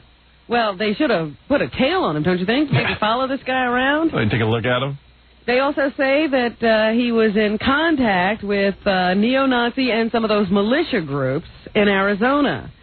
Another chief investigator for Day One says that Arizona Patriot leader Walter Bassett knew McVeigh and spent a lot of time with him. McVeigh was trying to become involved in the right-wing extremist network. Well, he certainly got involved. This guy says that he was under the same frame of mind that most patriots are. Right. They call themselves patriots. I love that. Guys. Patriots. That the government is doing a lot of things that they shouldn't be. Like what? Like Waco? These guys got all freaked out over Waco, and it was like, it was perfectly legit. There was a guy stockpiling guns. They had to go investigate. They go in, they knock on the door. We got a search warrant. Boom, boom, boom, boom. Four cops down. So what do? Got to go in there. We stand out here and wait. And we wait. And then they burn themselves up. And there's some guy sitting there in army fatigues because he thinks he's a general, going, hey, man, the government's out of control. Well, you know. Actually, didn't they just shoot some tear gas canisters in there and then the place blew up? Yeah. I saw Waco. I remember I sat there, watched on TV, and I went on with my life. There were guys who got stuck in the whole thing. Not Timothy McVeigh and Terry Nichols, the other guy who's now charged. They say that Terry was a guy who was leading sort of like a double life. He was telling people one thing about himself when he was actually doing something else. Oh, like Fred.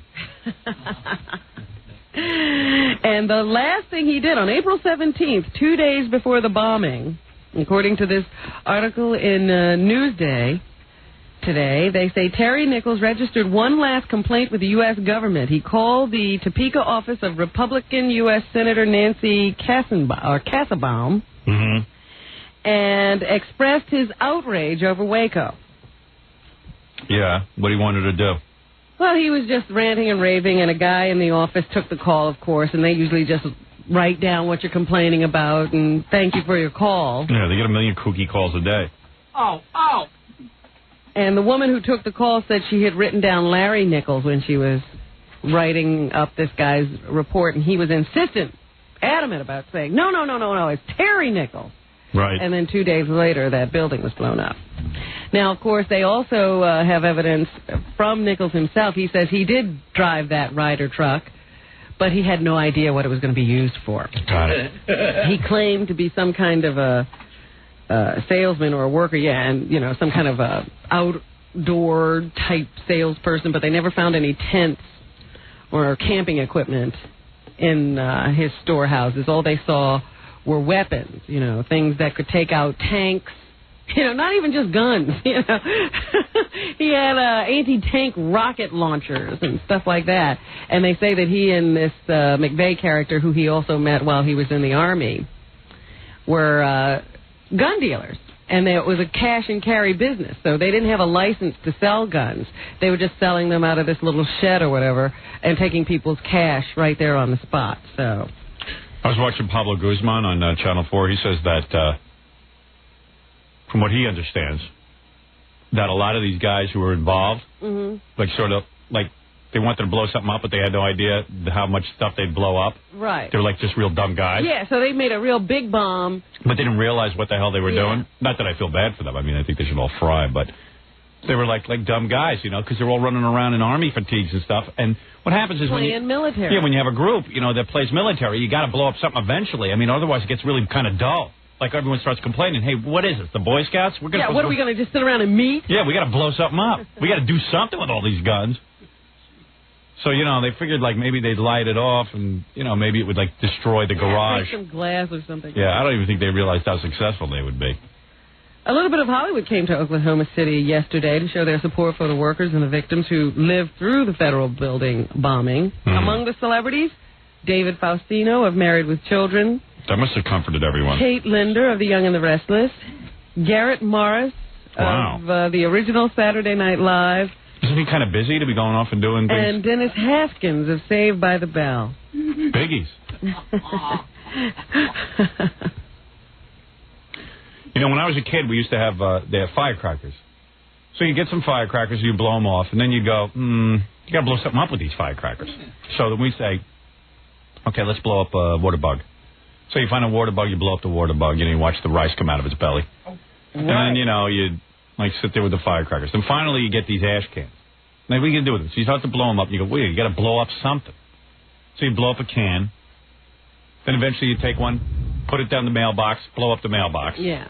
It keeps getting bigger and bigger and bigger. Until one day you take an ash can, which is a quarter stick of dynamite, and you throw it down someone's toilet, and it blows out their whole toilet. and you really do some major damage to a house. Yeah, you have no idea that, like, it goes. You flush it, and it goes down the pipes, and the pipes burst. So then you realize you're in a whole lot of trouble. And that's what these militia guys are like. They're running around with so much so much firepower, they don't know what to do with it. Yeah, well, just imagine if a guy's got a gun that can take out a tank.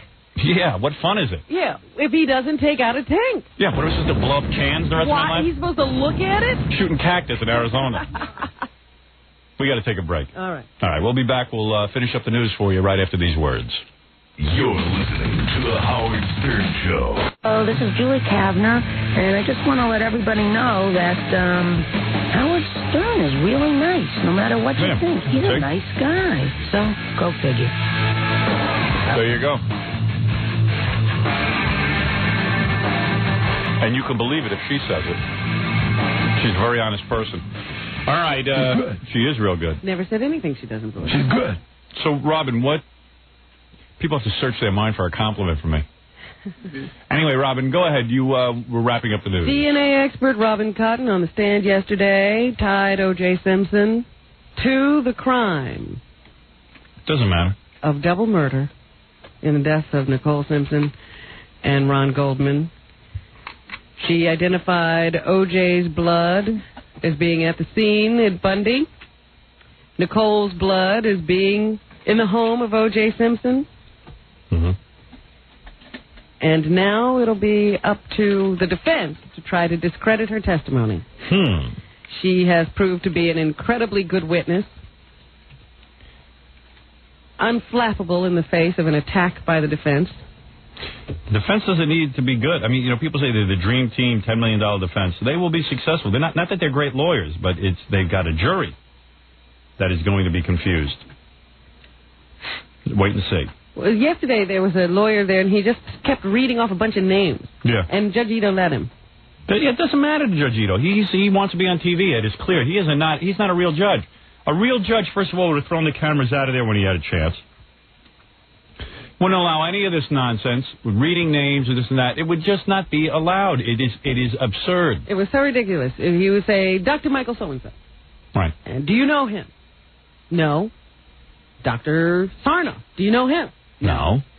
Dr. J. Yes, I know him. Do you know? Tell you what these doctors No. do. Do you know Rusty the Bailiff? A bunch of names. I don't know what it's all about. Do you know Fred Norris? No. No one does. Not even his wife. I've heard of him. Right. But I don't know him. Right. So anyway, this will continue. They are trying to propose two theories to the jury on the defense. Either that it's not O.J.'s blood because the blood samples were taken incorrectly, or that it was planted if it is O.J.'s blood. Well, as a black woman said to me not more than an hour ago, it just seems like there's so much evidence against O.J., you would think that there would be a little bit of evidence on his side, so he is innocent. So I believe that he will walk. Yeah, I don't think they understand the jury process, at least the people I interviewed on the street today. Well, thank goodness that wasn't members of the jury. Well, I got a feeling that they might as well be. Robin Cotton continues her testimony today. O.J. could stand up right now and murder O.J. Or O.J. could murder Judge Ito right on TV and not be convicted. I also wanted to reiterate that information on Robert Kardashian, O.J.'s good friend. He has now revealed in court papers what happened to the garment bag he was holding for O.J. He had it for a couple of weeks, never looked in it, and then gave it over to O.J.'s assistant. Very good. And what was the reason for him having this garment bag? We don't know. He said you'll have to wait until he testifies in order to find out. Well, he's a great guy.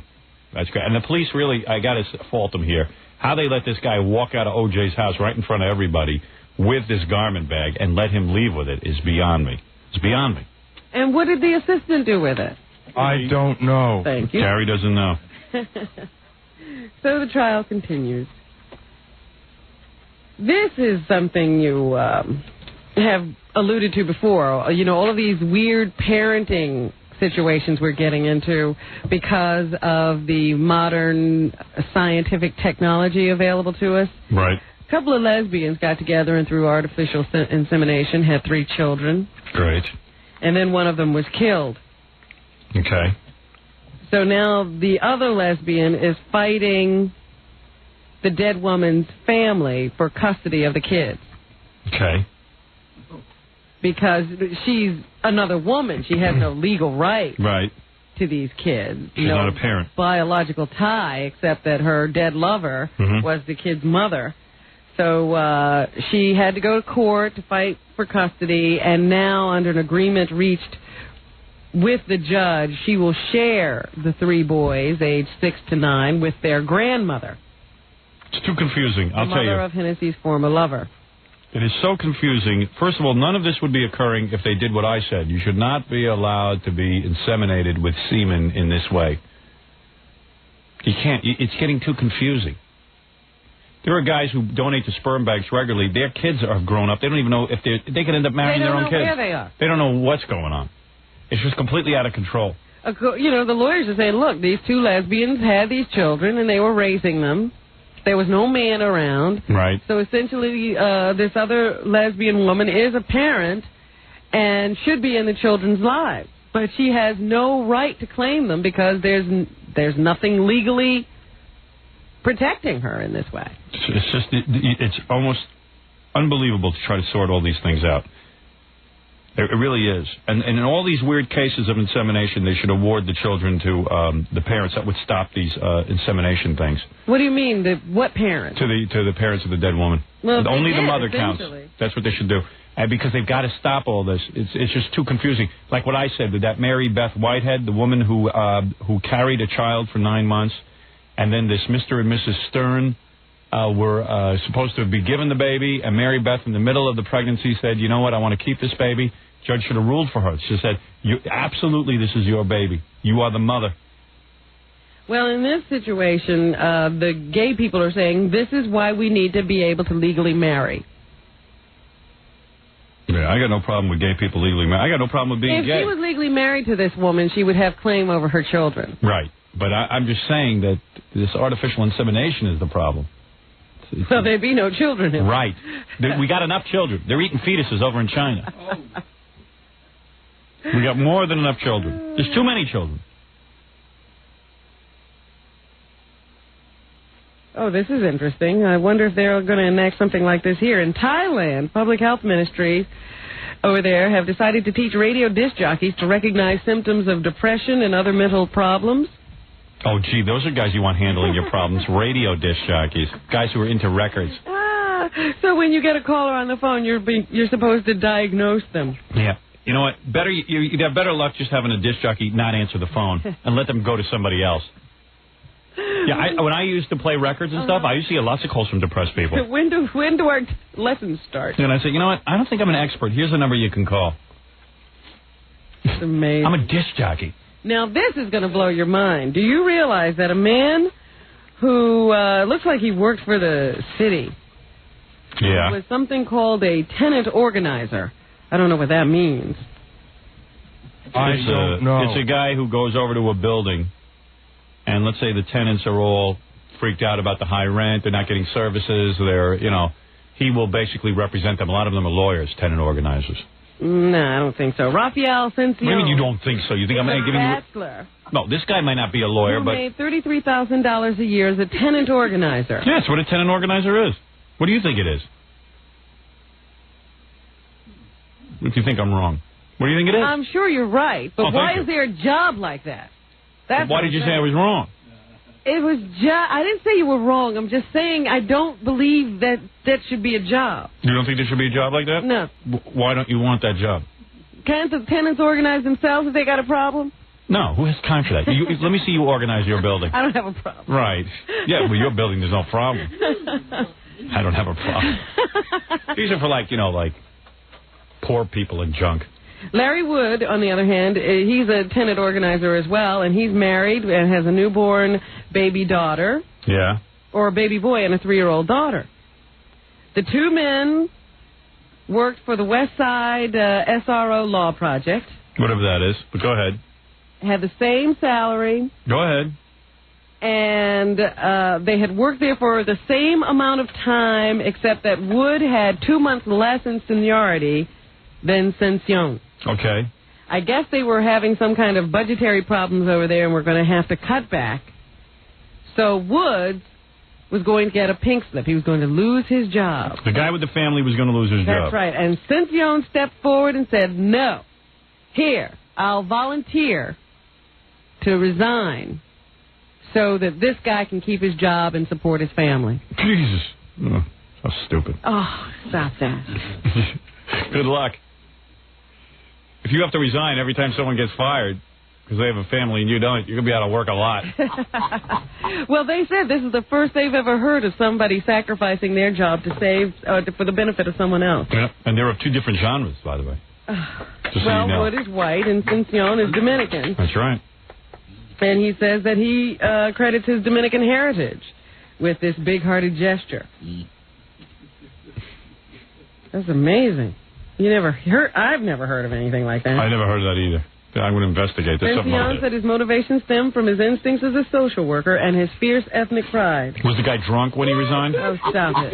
Was he? I'm asking you. I'm serious. When people think of Dominicans, for the most part, they think of drug dealers, undocumented workers.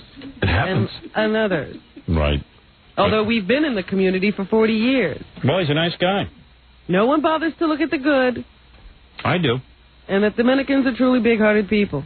Well, he might have to resort to drug dealing if he doesn't find Keep giving up jobs. You're going to have to do something. Well, hey, let's just leave it as a noble act. Noble act. A brilliant... He's a better man than I am. By a big-hearted man. Right. So there you have it. I guess the Wood family, Larry Wood is the only tenant organizer left at this office because they had to let everyone else go. It's a job with a future. Sheesh. Very good, Robin. And finally this morning, Melanie Griffith and Don Johnson are calling it quits again. They had a momentary reconciliation. You remember earlier this year, it became apparent that Don Johnson had fallen off the wagon. We got a problem. Number of substance abuse problems over the years. He'd been sober for a few, then started to get into a little trouble again with the booze. Wound up back in rehab, lost his wife. Can't imagine why she got fed up. And then when he came out and had gotten himself straightened out, I guess they tried to make a go of it again, and it doesn't seem to be working out. So they say in Liz Smith's column today that Melanie is having a very public affair with her current co-star, Antonio Banderas. See? Who is also a married man. Are you with Melanie? Sí. You like her cans? Sí. Liz says that Melanie is a very strong woman, despite that baby voice of hers. Right. I guess you have to be strong to go take somebody else's husband. Oh. I mean, when Liz likes you, she can justify anything. That's right. When she don't, she don't. And I said finally, but I wanted to mention here that Mark Harris, a frequent guest on this show, it's a good thing we have him, Howard, because he's suing Geraldo for not having him on. Oh. Can you do that? I guess so. Mark's doing it. He claims that Geraldo had called him into town. He was supposed to be doing a show that Geraldo had planned last February that was supposed to feature famous mothers and daughters. Jackie, you should sue Letterman and Leno. Melody Condos, of course, was the daughter of Martha Ray, Mark's dead wife. Yeah. So they were supposed to go, and they'd done this pre-interview with Mark, according to him, and then when the day came, they just told him that they didn't need him, and he says it became a forum for Melody just to attack him while he was sitting in his hotel room. So he's suing Geraldo for $10 million. I don't know that. Well, we'll have to speak to Mark maybe next week. I don't know how he lost $10 million sitting in that hotel room. But he did. He's suing nonetheless. Well, good for him. There you have it. There you go. Sounds pretty wild to me. Yes, Mark Harris, a frequent guest on this show. Heavy accent on the freak. Frequent. Frequent is very, very appropriate. All right, Robin, a book signing, I believe, tomorrow? That's right. I'll be in Washington, D.C. at the Crown Books in DuPont Circle. Crown Books, DuPont Circle. 1:30. I hope there'll be some first editions there, printing. There are first editions still available. I have enjoyed meeting people on these lines. Have you? Yes, it's been quite a good time. And yesterday when I was in You Wall said on Street, Conan you didn't like it. I was joking. Didn't you tell a joke? Well, he couldn't. Conan didn't know what was going on. Why should I? All right, go ahead. But I was going to say, I got a chance to actually spend some time with people yesterday on the line, and it was a very attractive line, might I add. Oh, met some guys? Street area. You met some guys? Well, it's a hard way to meet people. I just enjoyed looking at them. Hello, my Nubian I just got out of prison. And... People were saying things like, having a mellifluous time. Oh, really? What genre were they? All genres. Wow. It was just a beautiful group of people, beautiful gathering. Bunch of chooches and mamaloops. And I'm ready to meet some more. Good for you. And Washington, D.C. will be thrilled to greet you, Robin, I am sure. Well, I haven't been there since we left, Howard. Reunion. I think it'll be a triumphant return to our roots. Well, that'll be fun. fun. Looking forward to seeing people there. What time is that tomorrow? 1:30 at Crown Books. All right. Will your parents be there? I doubt it. All right. Jackie the Joke Man Marlowe to order Jackie's Wild Comedy CD or cassette. $10 plus $3 shipping and handling. It will certainly be a surprise to me. Jokeland special, buy two, get one free. Call 1-800-323-KING. By the way, speaking of Washington, Jackie invades Washington as well. Jackie and I giving it the 1-2 punch. Tomorrow night, May 13th at Headliners Comedy Club in Bethesda, Maryland. For filthy jokes and Robin excerpts, call 516-922-WINE. Remember, 516-922-WINE is not a pay service. Don't miss Boy Gary this Saturday from noon to 2, representing Prodigy at Software, etc. on 83rd and Broadway in Manhattan, giving away free Prodigy software. And to order a signed copy of Stuttering John CD, call 201-942-OUCH.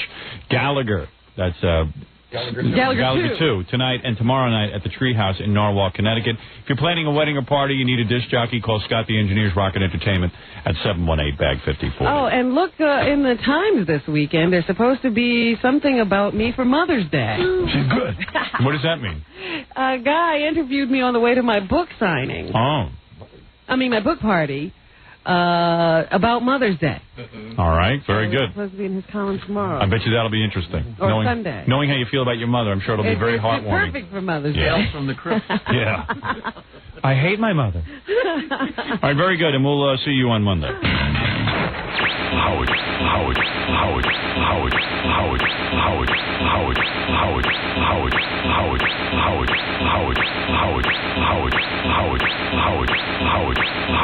Howard.